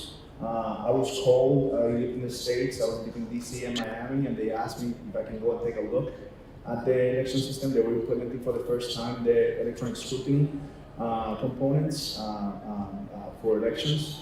And they were about 4 weeks or roughly, only 4 weeks before elections, and they were encountering some problems and they could not attribute it to something. I went down there about 24th of October, took a look. It was normal integration problems that I've seen there for the DOD, we do that all the time. So it was easy for me to identify and help them fix it. So we fixed it in 3 weeks. After those 3 weeks, we ran the elections. Then they called me in and offered me the position for the CIO, which I accepted roughly around January, February. Around that time, we're finishing the auditing of the elections. We run an audit after the elections to make sure that the results are exactly the same. So throughout 2017, we had also a plebiscite for the status of Puerto Rico, which statehood won about 96%, 97%. And that happened in August. So we were running an entire election with 5,000 plus polling stations around a month before Maria was coming. So the preparation that we were going through those events helped because we were running maintenance, we were collecting the systems, we were cleaning them, we were organizing them. We had the manpower that was already allocated for that period of time. So the first wave was Hurricane Irma, and that was like a couple of weeks after we finalized the plebiscite. When Hurricane Irma came, or was about to come, I started asking about our continuous operations plans. I haven't seen them yet. So when I found that they were a little bit antiquated, last time they were done were like 10 years ago when the last hurricane went by, and it was a different building too, so it didn't quite apply. So I said, okay, that happens. So I'm going to focus exclusively in the IT component. We started doing a lot of the backups, making sure that we had like very recent backups, virtualization of the servers, so we can, lift the entire infrastructure, technical infrastructure back up, no matter where we went. If we virtualize and we have the backups correctly and we have everything, it doesn't matter what happens to the actual physical infrastructure, we can lift it up somewhere else. So we started doing all that process around Irma. We started defining, what do we do with the actual equipment on these 88 locations? We don't have the manpower at that point now to collect like computers for the registry or printers and all these peripherals of the IT infrastructure. So we basically decided that we will leave them there, have them covered, create a small little plan of where to put them in their facilities. Not all of them are the same, so it was hard to standardize. We just asked them to use kind of common sense, lift them up the ground at least 4 feet, cover them with bags. So we protected a lot. It worked better than I thought, given the impact of the hurricane. After Irma, Hurricane Maria came.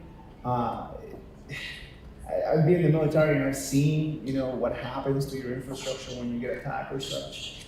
But I've never seen an attack in the military. We're the strongest anyway, but I've never seen an attack like this where everything falls down. all antennas for mobile devices went down. LMR antennas went down. Power infrastructure completely devastated. Water infrastructure did not operate. The antennas that were still up were operating under alternative power were little by little falling off because they only had like 2 days, roughly, actually about a day and a half of external power to support themselves. So Verizon Claro, which is the Verizon old company for mobile devices, came down. T-Mobile came down. AT&T came down. There was no cell phone connection in the entire island. So it started like roughly 2 or 3. After the hurricane passed, only the standing antennas that had the reliable power were up and running, and there were pockets.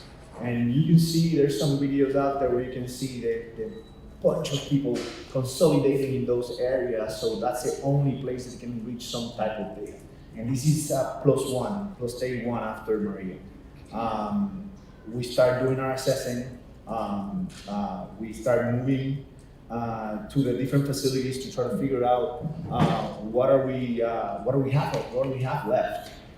So in that week prior, I was talking about the week prior Maria, how we did the preparedness back then. So using the cup faces, which we decided to standardize a lot of the processes, and we're using ISOs 27000, and then we're using cup faces from the DHS FEMA templates. That helps a lot.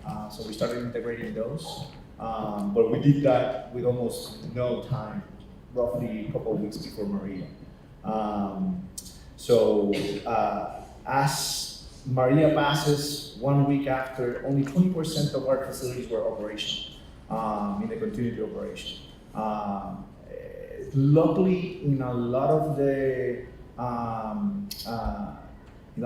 facilities that were still standing out of that 20%, their wiring infrastructure for communications was underground. Or, for example, in this next shot, if you see the path of Maria came through the southeast corner and just completely went across the island. The eye went. The picture on the bottom left kind of shows you the size of Maria in relation to our size. So, we were swallowed up by the hurricane, and the eye just went right through the middle. If you see that red line, everything that is north of that line, east, it's where San Juan is, the capital, where the majority of the population is. A lot of the power suppliers are. They took a direct hit. All the carbon-based ones, the petroleum, the water, the hydro plants suffer significant damages. I was at day 5 where it says Aguadilla in the northwest corner. And Isabela, in that area, there was one particular power plant that was still operating, but then it collapsed while we were there. It was a very, very powerful sight to see how nature just completely takes control, and then we are pretty much insignificant. Just taking all that in,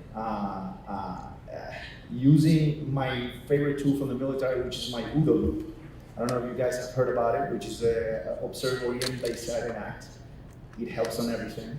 You just take that little bit of time in order for you to understand what's happening, how it's happening, orient yourself towards it, decide what you're going to do, and then act, and then reassess and do it all over.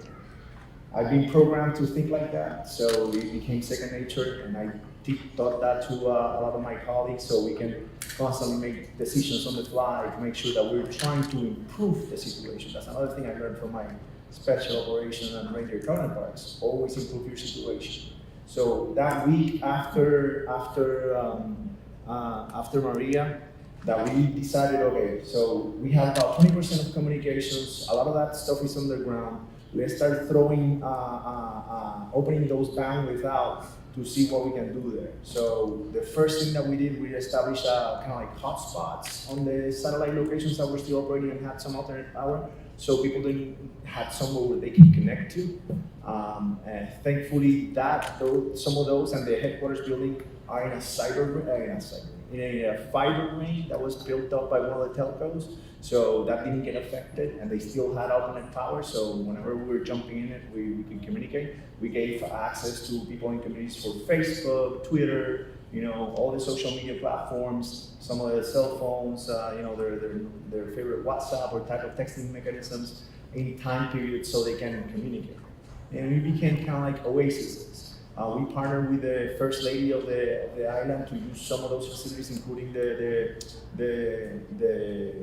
operations building, to bring a lot of the relief assistance and a lot of the donations that were coming from the states and distribute it throughout the island using those elections assistance commission, the elections commission offices around the island to provide, water bottles, some canned foods, diapers, formula, a place where they can calm down, relax for a little bit, communicate, and get informed.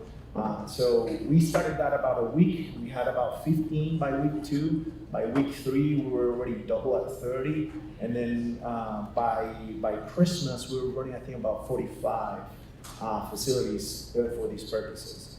All this time, we still don't have power. The headquarters building, we were running on alternate power.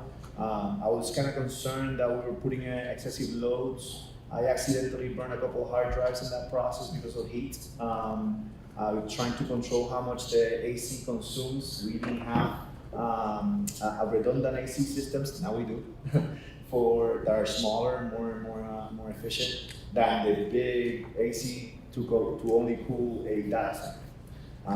We migrated a lot of the data, a lot of the operations to cloud-based. In those cases, and every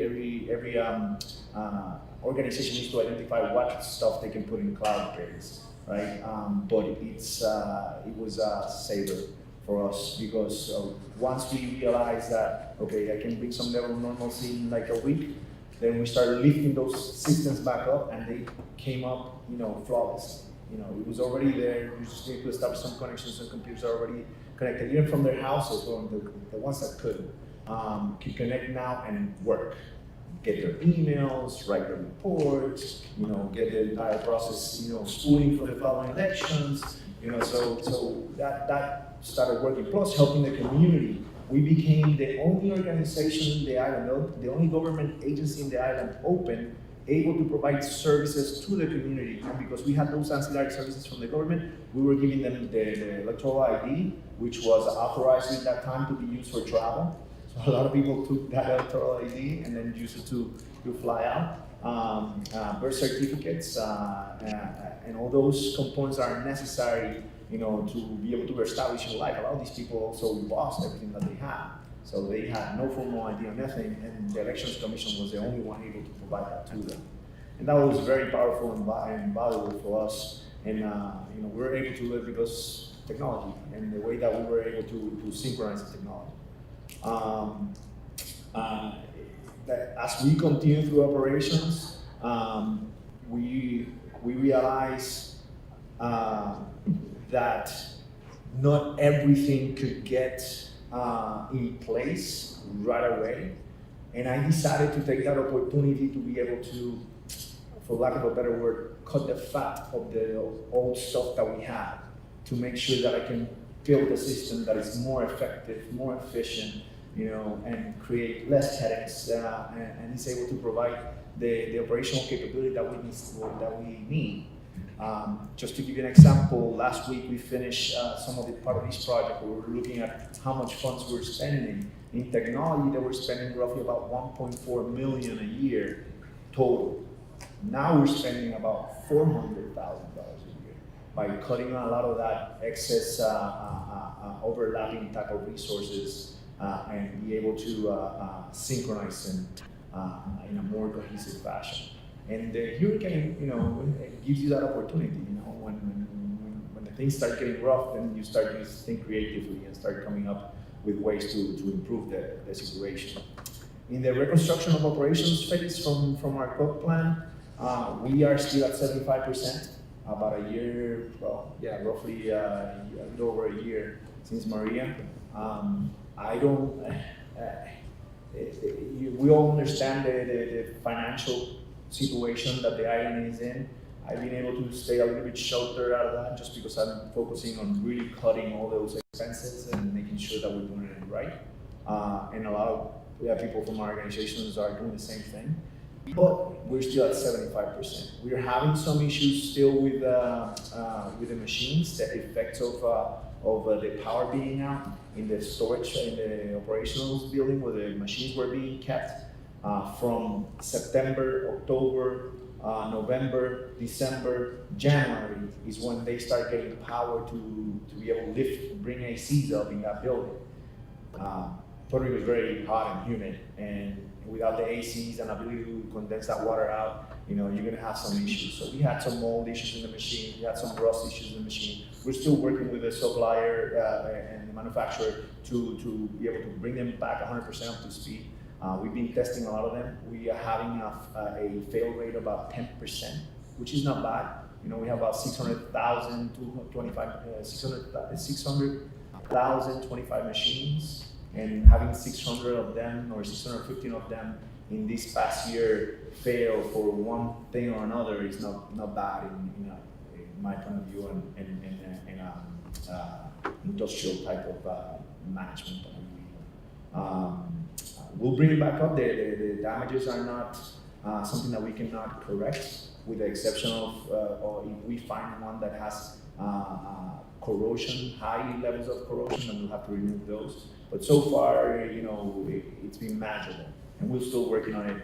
And we are looking forward to be able to use that type of the same systems, either in the special elections that we might have in January, another one for statehood or not, and then the primaries in summer, and then the presidential primaries at the end of summer, and then the elections in November 2020. So we are very confident that we'll be able to run it. We are applying because we cut all that excess, and now we have room to grow or just to adjust. We're integrating even more technology for Uokava. We're using all the HALA funds for that as well. Accessibility voting, we're changing it to more technology driven to facilitate that. So this is it was also a good opportunity. The situation of Maria, in order to push all these efforts for evolution of our election systems for the next election, and it helped. So just to circle all through, so the complete devastation of Maria, that was the challenge. Like I said, I've never seen anything like this, where everything is out and level. The electrical infrastructure was completely decimated. So it's not like I'm gonna be without power for 1 to 3 weeks. No, we're out of power for 5 weeks. 5 months, 6 months, 7 months. There's some people that just recently, about a month ago, got their power back. The last pockets that were required on the island.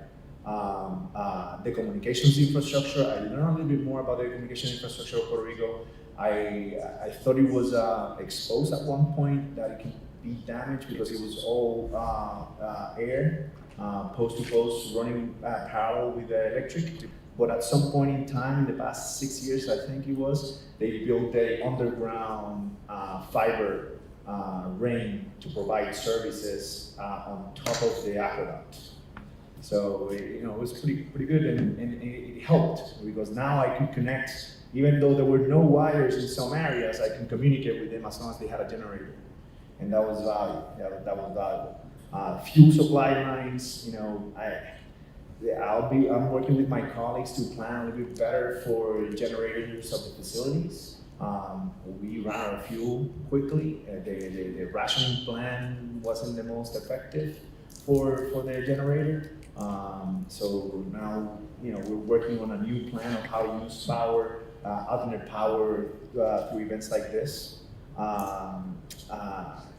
The damages, as in facilities, it was significant. Like I said, our headquarters building, 10 floors, we still can't use about 3 of them.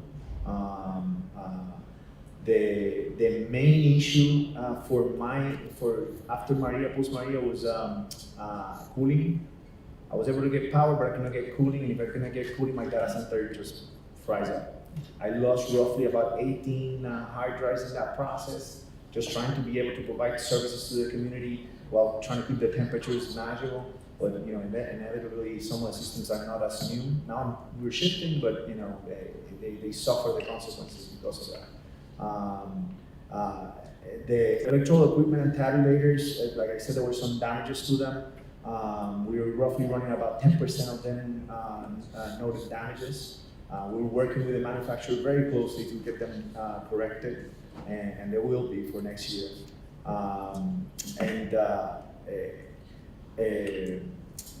The one thing that I want to know is that the people that help us in all this, the Elections Commission in the island, has a very passionate talent that regardless if they were technology driven or not, or they play a administrative role or not, they were all hands on. And when I needed people to move cables that they never hold a Ethernet cable before, they were there, they were pushing it, they were moving. So these type of events bring that level of collaboration. At the same time, also help me understand how many people do I really need to manage this when the time comes again.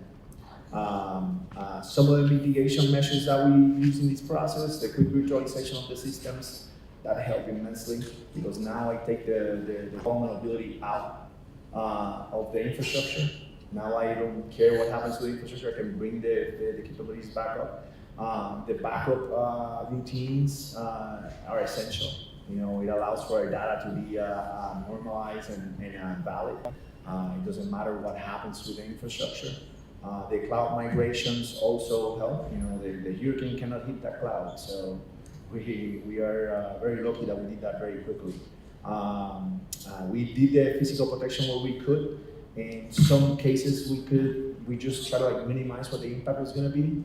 But the long-term effects gave us now the ability to build a more resilient system, a more effective system, and do it in a short period of time instead of going through, I say complacency is our worst enemy. But when you don't have events like this, you can say, oh yeah, I'll do it later. Okay, so we'll take another 6 months to do it. The hurricane says it's coming tomorrow, and you have 24 hours. That's it. So that helped, and we're sure that we're building something sustainable for years to come. As in terms of the partnerships that we identify as very valuable, in our case, that collaboration for the technical component with the manufacturers and everybody that has a say in that in my technology field was extremely valuable. There's things we could not solve, they will help us solve it, and things that were completely out of our hands, they were like, let us help you guys and get these things by running. The emergency management offices were essential.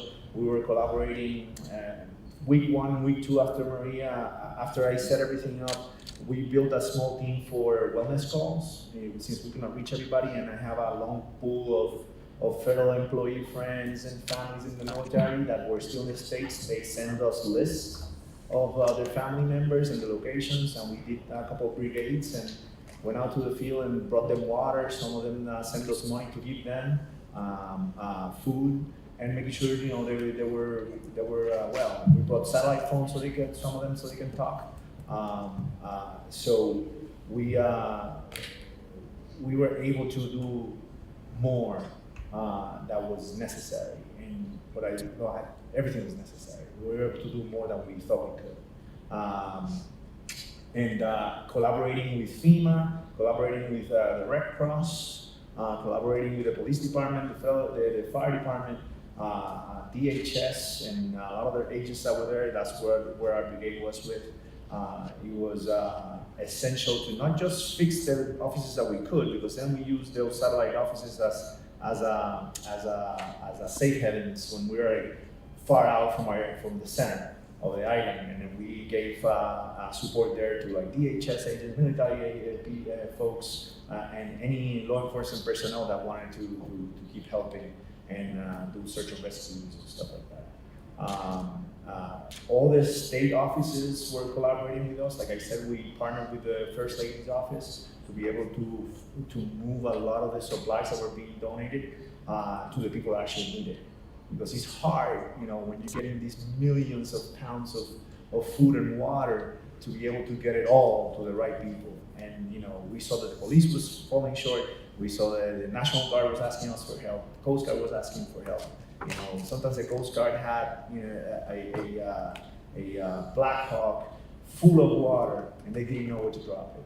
But I had a guy that was in one of the corners of the island, one of our satellite offices. You guys got water? I said, yeah, I got water. Okay, you guys got water? No, we need some water.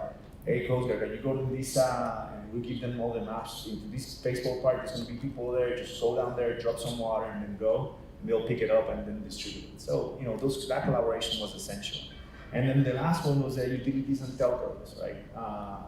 All the utilities, we were able to sync with them, and they would let us know, when are we going to get power, which was a $1,000 question, for everybody. Well, we didn't ask them that. We just make sure that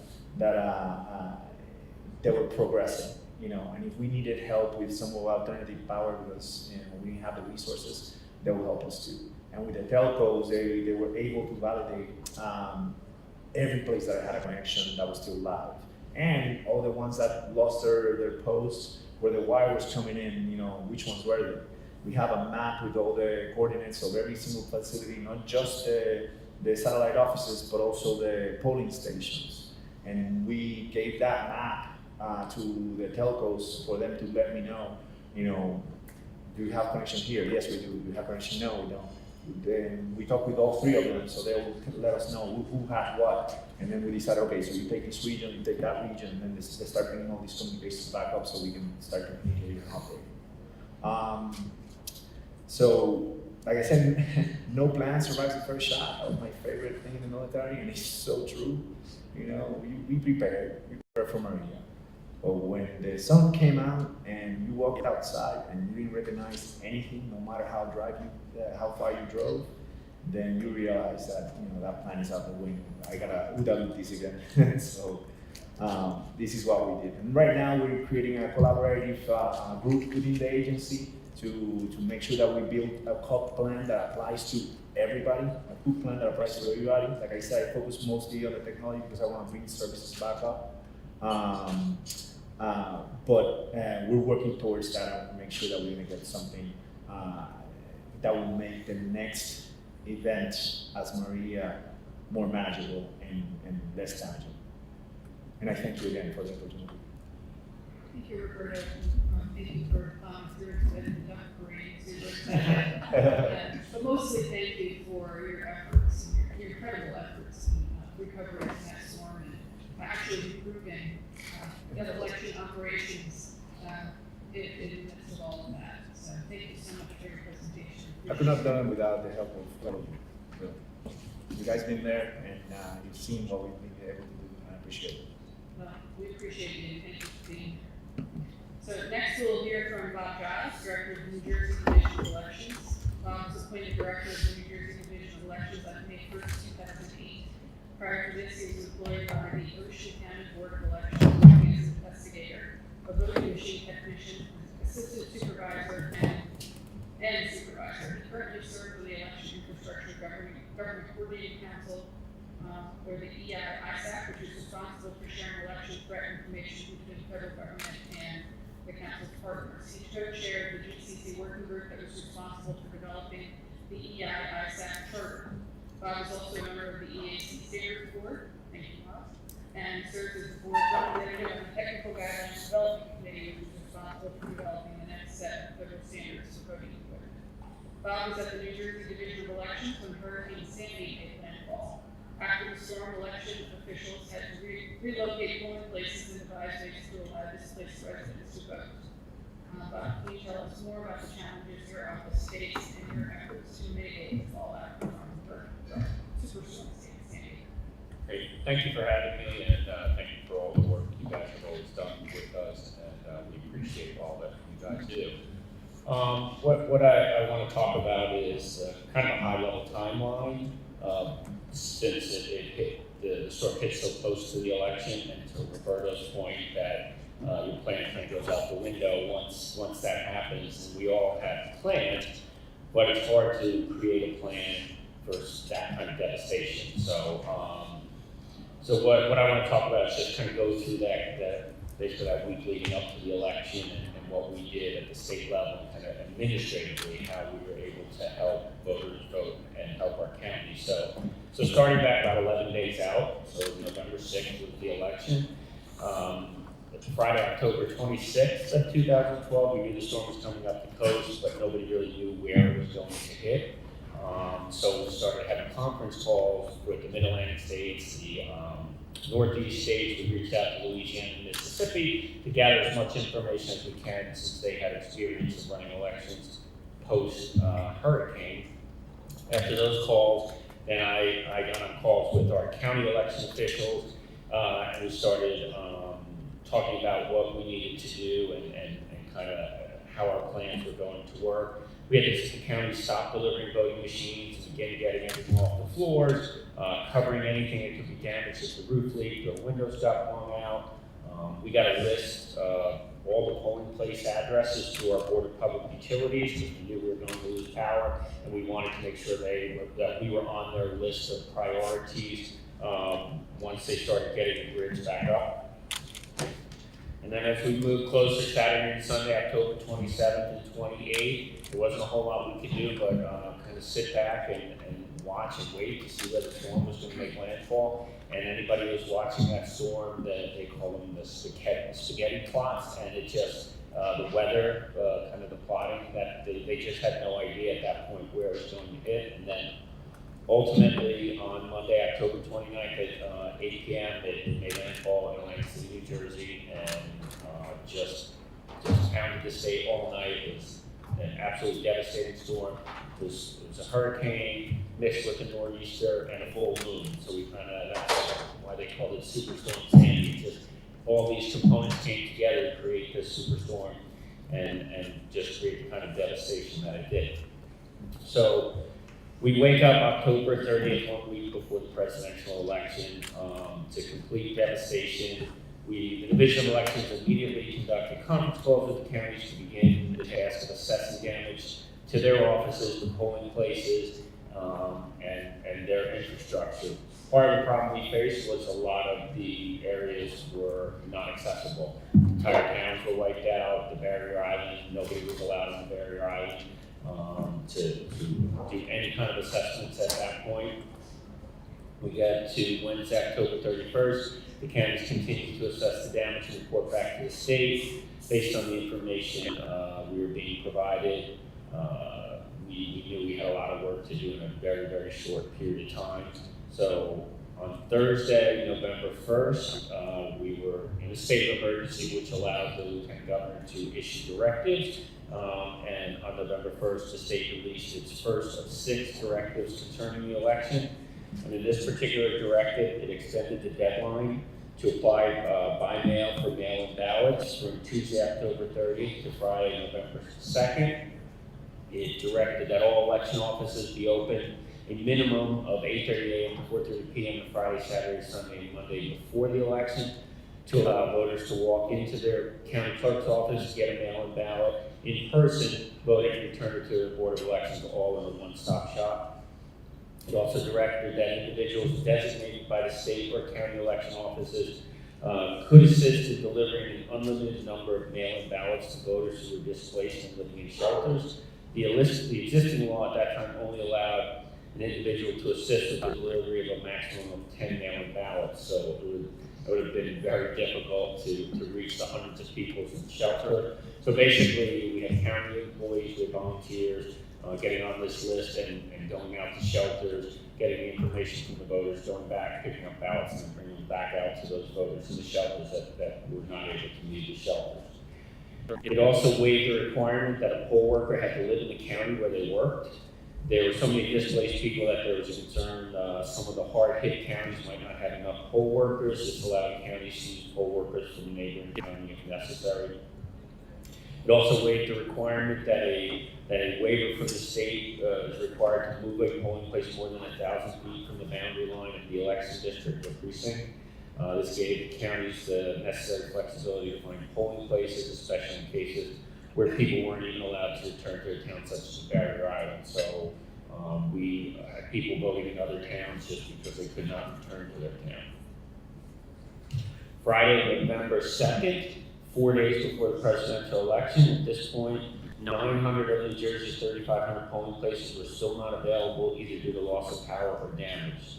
It became very apparent that the counties were going to be finding and moving polling places right up to the last minute.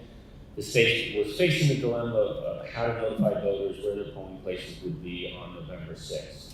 Fortunately for New Jersey, we started participating in the voting information project over that summer, which basically the way it works is the state gives the voting information project team information about their polling places and how to vote. Voting information project has an API that gives websites and mobile devices the ability to grab the state's information and share it with their users.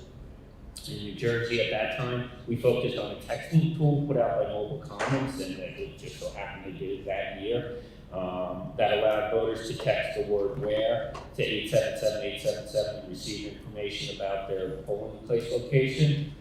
We began promoting this as a way for voters to really kind of a place to go to find their polling places. We stressed that the voters use this tool on election day, so if there were any changes to their polling place locations, they'd be able to access the most up-to-date information, because we were, basically every 2 hours, we were pushing out a new list of polling places as power was getting turned on.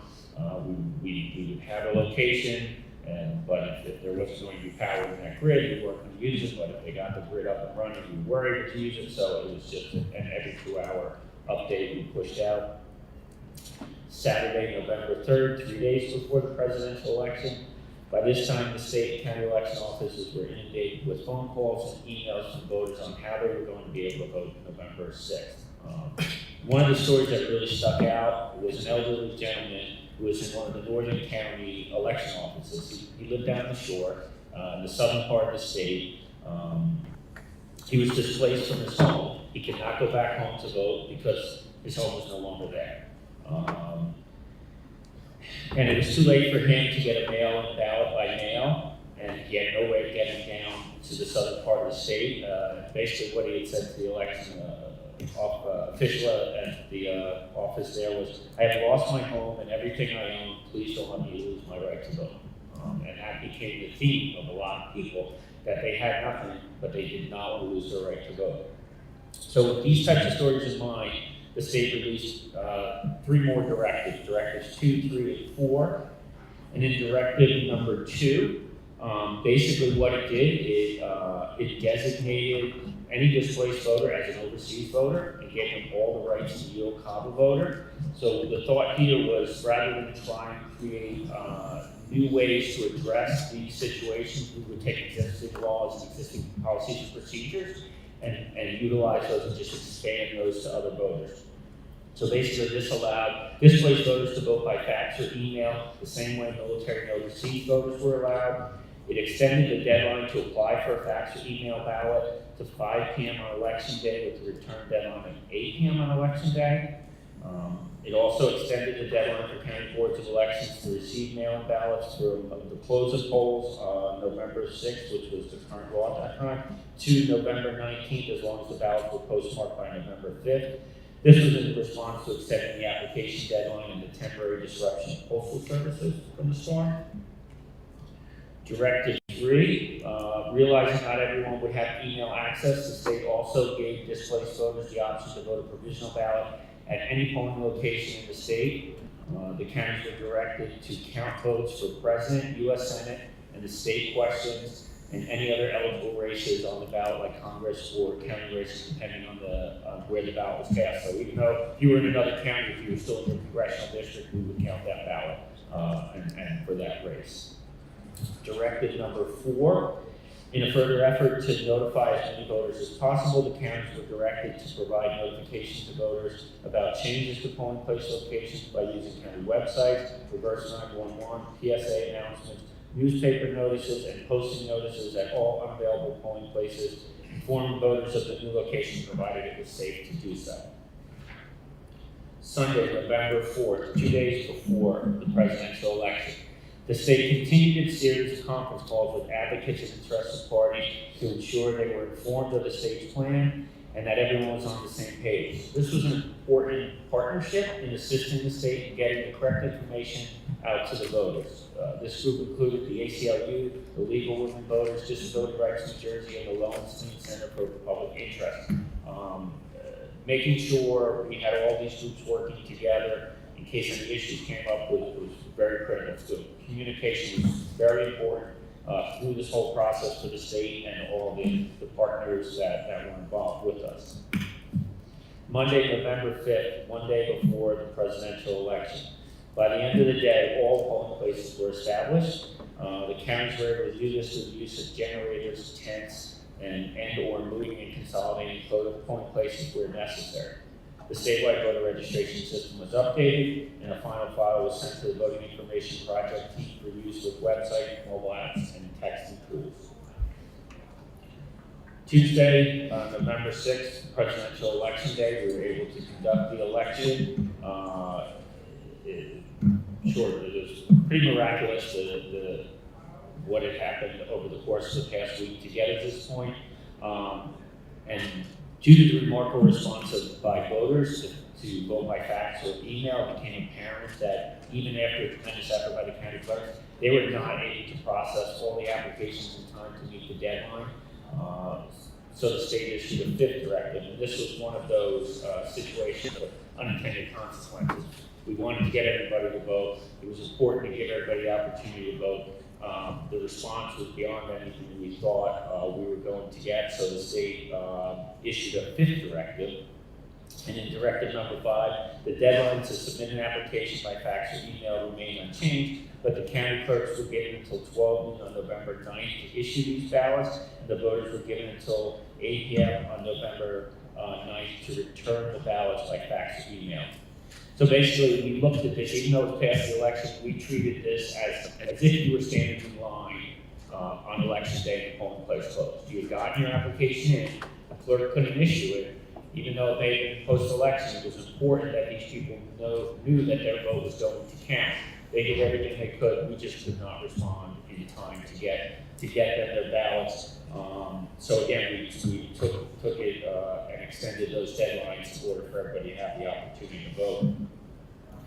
In addition, the county boards of election were directed to count these fax and email ballots in the same manner as provisional ballots to ensure voters did not cast a ballot at a polling place or submit any other paper ballots. So they still went through the checks and balances to make sure nobody double voted, but was afforded the opportunity to vote. So we got to the elections. A few days later, we realized we were going to have to issue one final directive, and that was directive number 6. And this directive extended the deadline to certify the election to November 21st for the counties and December 11th for the state. The state had to certify the election by December 11th because we had the Electoral College December 17th. So again, when we were looking at this in the big picture, we looked at the Electoral College, we had no way of changing that. So everything we did had to work backwards from there. Same thing, there was no way we could cancel or postpone the election itself because it was a federal election and it was a presidential election, so it was going to happen regardless. So those two factors weighed heavily in all the decisions that we made. So just a few facts. So earlier I spoke about the Voting Information Project and how valuable it was to New Jersey. So in 2012, there were more than 25 million lookups via the Google and Microsoft tools combined. The tool was embedded in over 600 websites like CNN and Facebook. In New Jersey, as I said, we focused on promoting the texting tool, since many of our voters were without power and there was no need for a smartphone to text. And remember, this is 2012, a lot of people still had flip phones back then. So there was a concern that people would not be able to access a website from their flip phone, and that's why the texting was so critical for us. And as a result, there were 138,700 texts in New Jersey. In comparison, there were 58,500 texts in New York and 46,211 texts for the rest of the country. This meant New Jersey accounted for 57% of all the texting that was done on this tool. And it ended up being a very big success for us and helped us tremendously. And none of this would have been possible without the incredible work of the county and local election officials. to hold this election. Some of our election officials lost their homes in the storm, yet they were at work the next day because of their dedication in conducting elections. New Jersey had a 65% turnout a week after it was hit by an absolutely devastating storm. And I just say, while everything around some of these people was destroyed, they put all that on hold so they could exercise the right to vote. And I believe for some, it was to give their lives some sense of normalcy in a time of chaos. They needed something they can count on, like our democracy, and for others, and they said it to us, no matter what the obstacle, they were going to vote. They wanted to vote for president. There was no way they were not going to vote for president. So, seeing everything that happened, I couldn't have been more proud to be the director of the New Jersey Division of Elections and an American citizen than I was after that election. So thank you for having me today. Thank you, Bob, and thank you for the sentiments and for all the work that you did to make sure that voters in New Jersey got to participate in our democracy. It's incredibly important. We appreciate you sharing all those experiences with us. Thank you very much. Finally, we'll hear from Maria Matthews, who has served as director of the Elections Division of the Florida Department of State since January 2013. Director Matthews joined the Florida Department of State General Counsel's Office as an Assistant General Counsel in April 2004, serving eventually as one of the primary attorneys to the Division of Elections. Prior to working at the department, she served 10 years as Chief Attorney with the Florida Legislature for a number of committees, including the Committee on the Judiciary.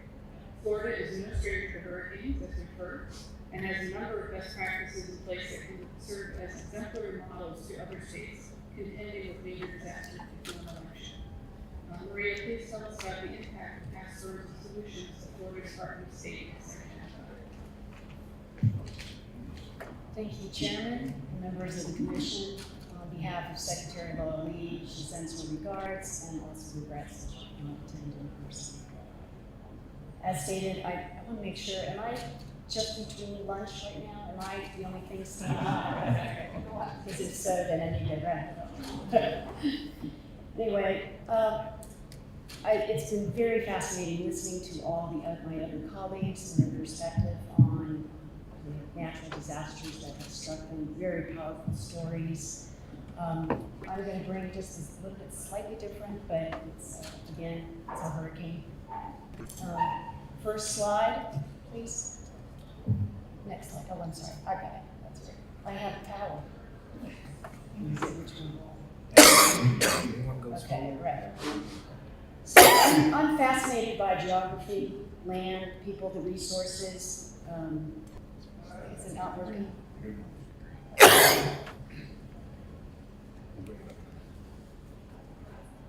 Talk or? Oh, okay.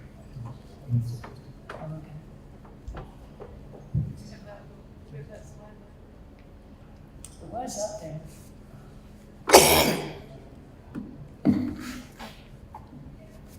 Hold on, we'll get this. Okay. Got a lot of technology. Yeah. Yeah.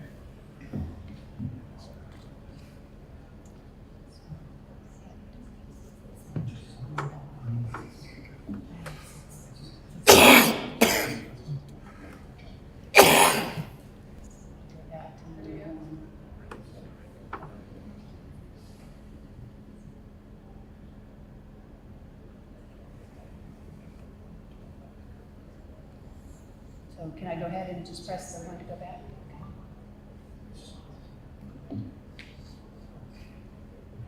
Okay. All right, start again.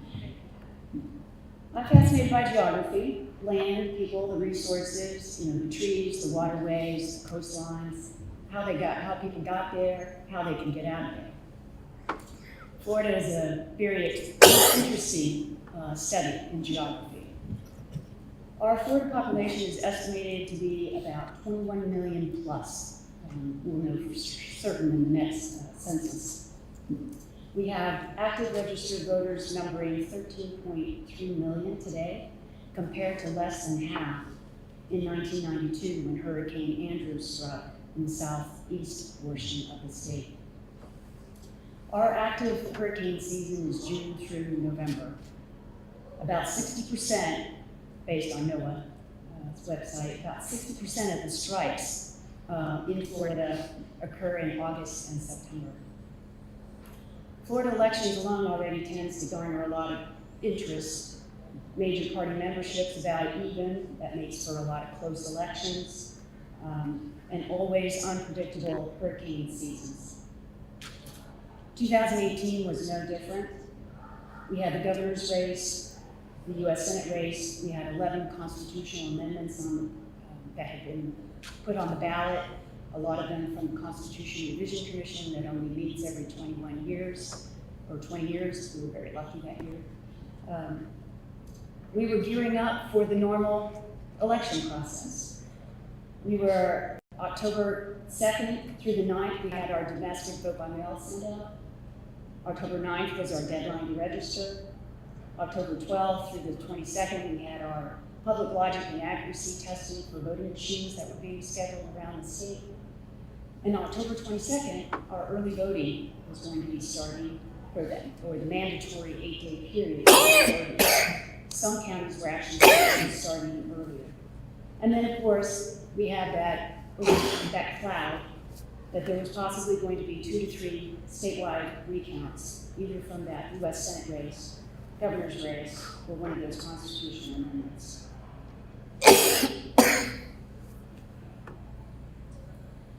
I started hearing, or really starting to pay attention about late midweek of October 2nd about what would become Hurricane Michael. Things moved fast, really fast. I remember on the Saturday going, where did this come from? And we were already having to prepare, and there was an executive order entered, naming 26 counties as potential targets.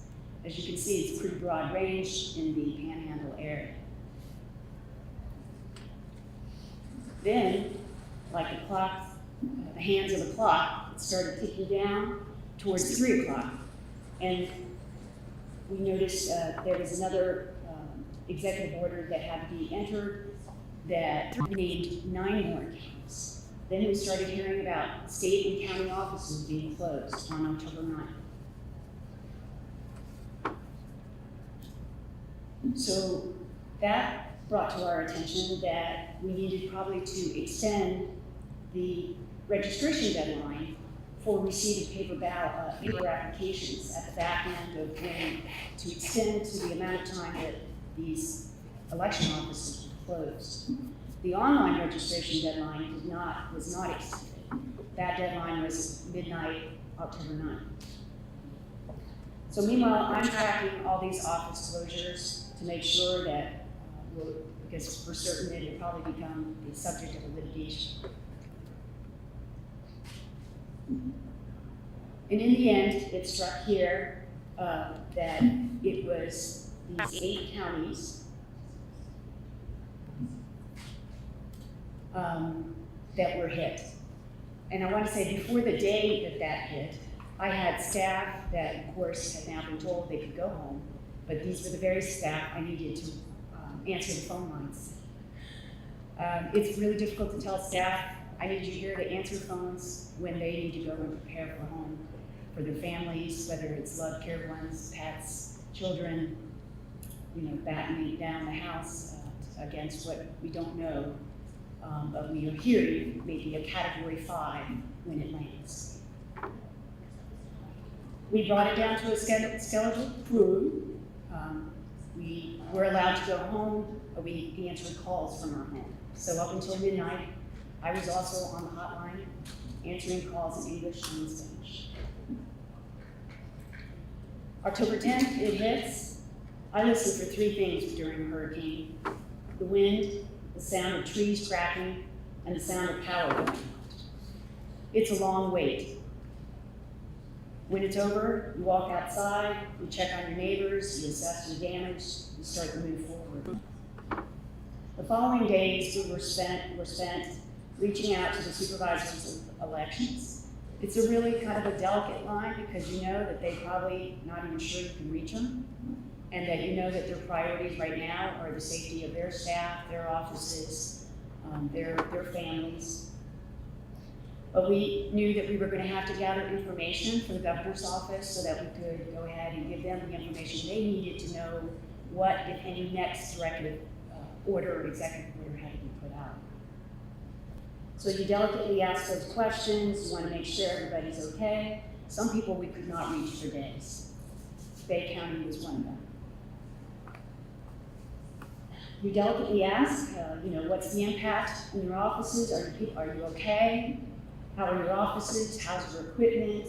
How are the polling locations? Recognizing that they may have difficulty even getting to those locations to find out if they are okay. In the Panhandle area, there's a lot of, although there's a lot of population along the coastal, it is very rural, much more rural area. It's not as populated as southern or mid to southern Florida. So we were trying to get all this information so that we get it to the governor's office and that they could execute their next directive or executive order so that we know whether we can continue with the election. We have that early voting, so the executive order allowed them to be able to have these super centers, some of the highlights of the executive order. Super centers, it also allowed them to waive some of the laws that apply.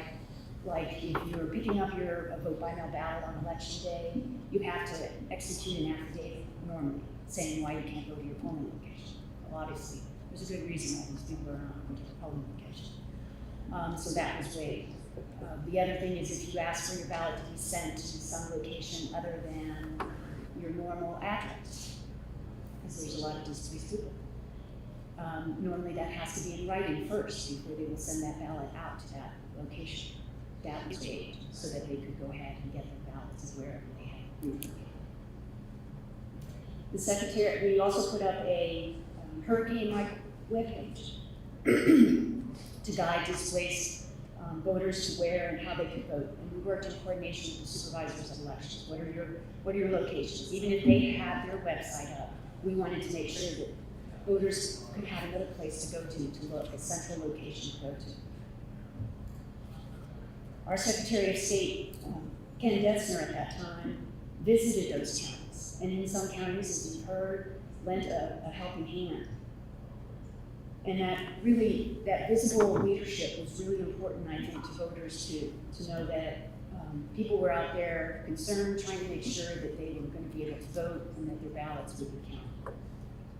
We also deployed some of our own staff to check in on some of those counties, particularly what we call HM8, the Hurricane Michael 8 counties. They remarkably, unbelievably, pulled it off with incredible fortitude and also help from a variety of sources. They also had the challenge, as I did, because they probably were like on call 24/7, making themselves available for their voters, having their phone by their side or whatever means of communication available. At times, at the state level, it felt like we were running two elections in two different states, because the northern part, of course, had the situation with the Hurricane Michael, and everybody else was like, well, it's normal. Everything is going on like we normally do. But they pulled it off, and then, even when we were hit with 3 statewide election recounts, 3 machines recounts in the governor, the U.S. Senate, and also the Commissioner of Ag. And then we had, out of that, 2 manual recounts. U.S. Senate and the Commissioner of Ag race. And manual recount in Florida consists of counting the overvotes and undervotes, assuming that the numbers are sufficient enough to be able to change the outcome, which it was. So now you know the rest of the story on that. What challenges that we faced, and I could go on forever, as you can see with everybody here, we're just hitting on such high points. Communication was one of the biggest challenges that we had. There were 2 to 3 days that I couldn't even reach a supervisor. While a phone tree sounds great, if your landline, your cell, your text, your email, your internet are down, you have to rely the old-fashioned way. You call somebody that you can reach, you call somebody who can reach somebody else, who gets a little bit closer to where you're trying to reach, and hopefully somebody goes out there and actually drives and checks on them. And that's how that worked. We also had to, the challenge was identifying our needs and compiling that information for the governor's office, as I said. I had an Excel spreadsheet. I ended up eventually developing a checklist that I wasn't able to use for this cycle, but I will be for the next. That would help me because there was so much information I was trying to keep track of and knowing when it was collected and whether it was up to date. Power was a big challenge for a lot of counties. Of course, people first, you know, you've got to have safety, shelter, food, water, all that. They're competing for, and rightfully so, the same resources you're wanting to get to be able to pull off an election, and that the supervisors want for. That's power. Availability of space, like polling locations became FEMA shelters, or shelters, just local shelters.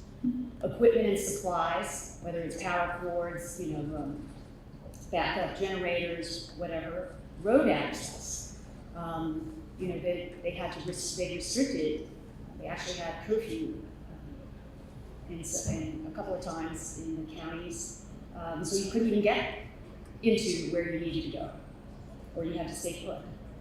And all of these eight Hurricane Michael counties all were affected to some degree. There was one supervisor who couldn't even get out of her home from down trees. Another supervisor I was talking to said she had to drive from the woods in a four-wheeler just to get to her office to know what the condition of her office was. Another county, Bay County, as talked, had to dry out their equipment on the sidewalk. The other thing is the challenge is the access to the ballot.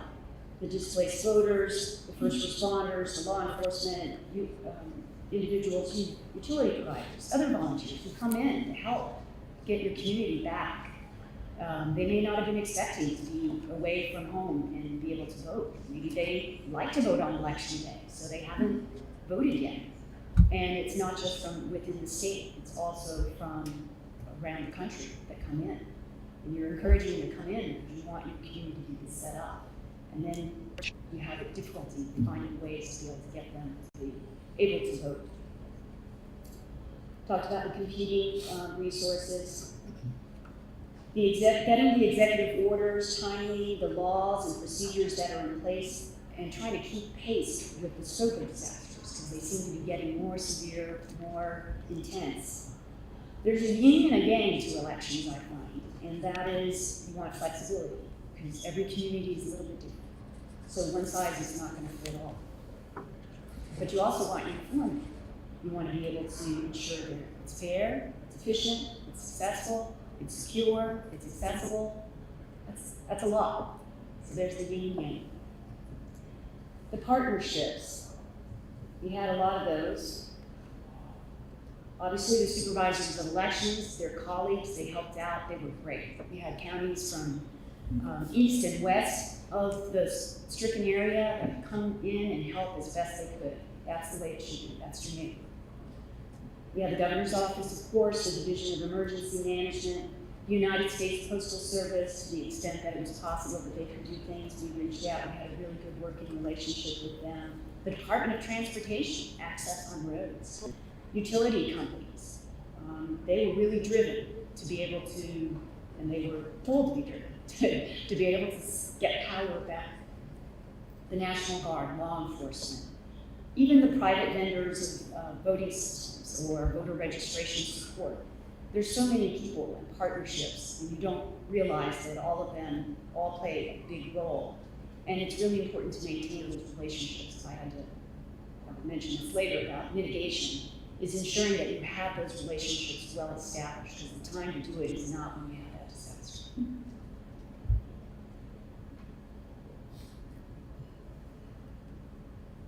So for mitigating for the future, as with any disaster, you always evaluate and reevaluate. You know, your internal procedures, the laws that are in place, the rules.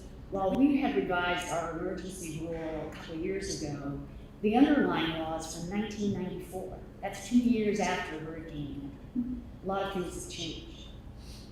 So we didn't even have early voting then. Voting by mail was not what it is today, which is about 1/3 of what we do in Florida, because we offer early voting, vote by mail, and election day voting. So it's always important when it's very fresh in your mind, even as you're trying to get through what you need to do, identify what went well and what didn't go so well, update your checklist, definitely look at your coup plan. Nothing better than looking at your coup plan right when you've just gone through, when you have a chance to go through and say, oh my gosh, what was I thinking? This isn't gonna work. Then again, I point to my colleagues, even the best laid plans by some men can be thrown out the window when you are hit with a catastrophe, which we were. They said catastrophic category 4, I think it was more like 4.5 maybe, Supervisor Anderson. And it came so fast that even when it left Florida, it was category 3 still. Recognize the importance of visible leadership, as I talked about. Understand what emergency management units do and what their scope of jurisdiction is. Everybody would love to just be able to go to one place for information, one place for resources, but it isn't set up that way. Everybody's got their little area. And that you have to follow, and I couldn't remember who it was that said, prior speaker, about following the process for requests for assistance. It really is important. I know the desire to get something is quick, but bypassing it usually doesn't help that much. And there is a process and there's a reason for that process. Continue to work closely with your partners so that at the time of crisis, you're not trying to figure out, well, who do I call? What's their phone number? Is it still the same person? Appreciate geography and what that means for competing resources, the power, construction, the road, access, water, communication. I mean, in an island like Puerto Rico, it's significant, and also for Florida. I can't even imagine what it would have happened if that hurricane had hit just a little bit or veered just a little bit more to the east. I'm not even sure what I would have been able to do because it would have hit right in where I live. So whether it's a hurricane, tornadoes, snowstorm, flooding, fires, the impact of natural disasters like these have long-term effects on the community. Ask what the aftermath is. They're still trying to cope. They're still trying to recover. It has a tremendous impact on the emotional state of individuals. Still talk to some people and you almost feel like they've gone through some sort of, they have that PTSD or whatever, one of those letters together. The land changes. I haven't even had the guts yet to drive west to see the change in how the trees are all down or how entire communities are gone. Mexico Beach, ironically enough, was an area that I was looking at for my family to have a vacation in December. I had read about it and it sounded like just this wonderful little coastal town, and it was. And I almost rented a place there for December. And of course, it doesn't exist much anymore, except for one house that was built for category 5 and cost millions of dollars to do. So, while the election is behind us, hurricane effects we'll feel it through 2020 and beyond. Some polling locations in these counties are never coming back. Some of these communities will never come back quite the way they were, or their geography is altered forever, which will have impact on their economic future, on their resources, and just the way that they connect with the land. So we still need help, and I think this work group is a wonderful opportunity for us to make use of the experiences and expertise that we all bring to it from different perspectives. And I really appreciate the opportunity to serve and look forward to it. Thank you. Thank you, Maria.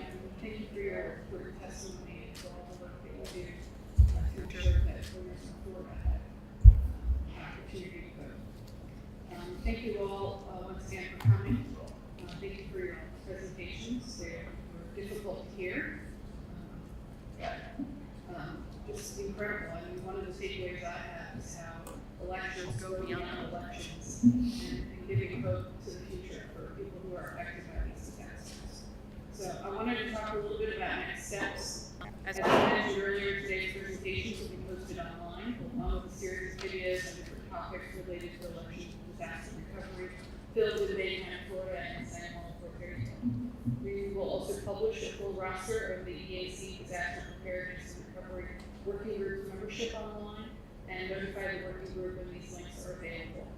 The EAC will take the feedback received today and use it to serve as the basis for our outreach to federal agencies. It's our hope this outreach will open up lines of communication and establish additional avenues of support to expedite recovery when the worst happens.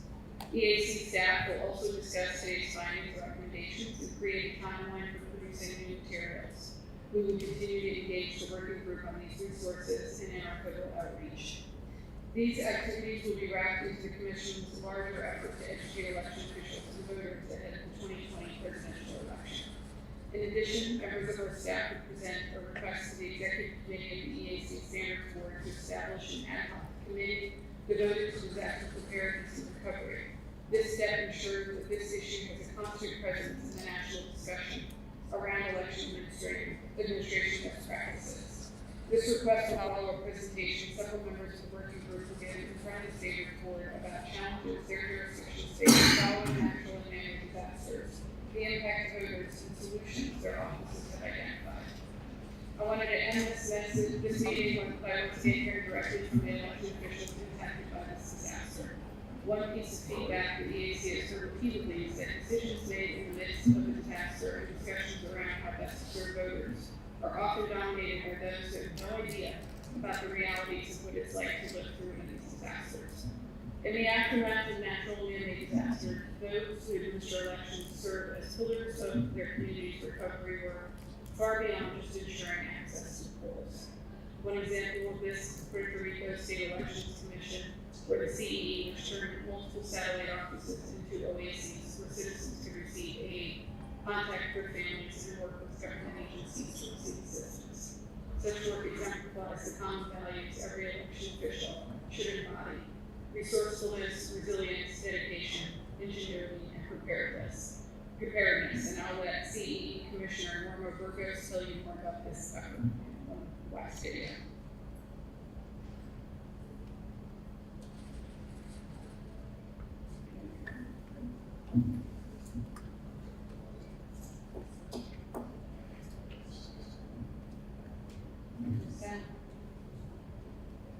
We'll wait for that. Before we do a couple of housekeeping notes, all the presentations today can be found at eac.gov/PPR. We have a photographer at today's event and would like to take headshots of the members here today. Please connect with Brenda Soder in the lobby to do that.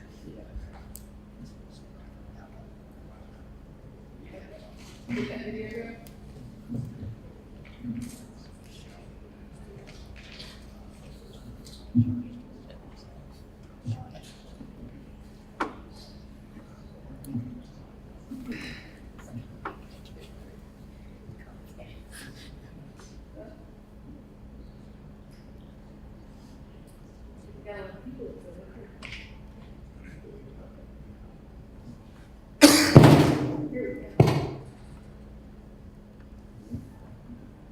Tell your just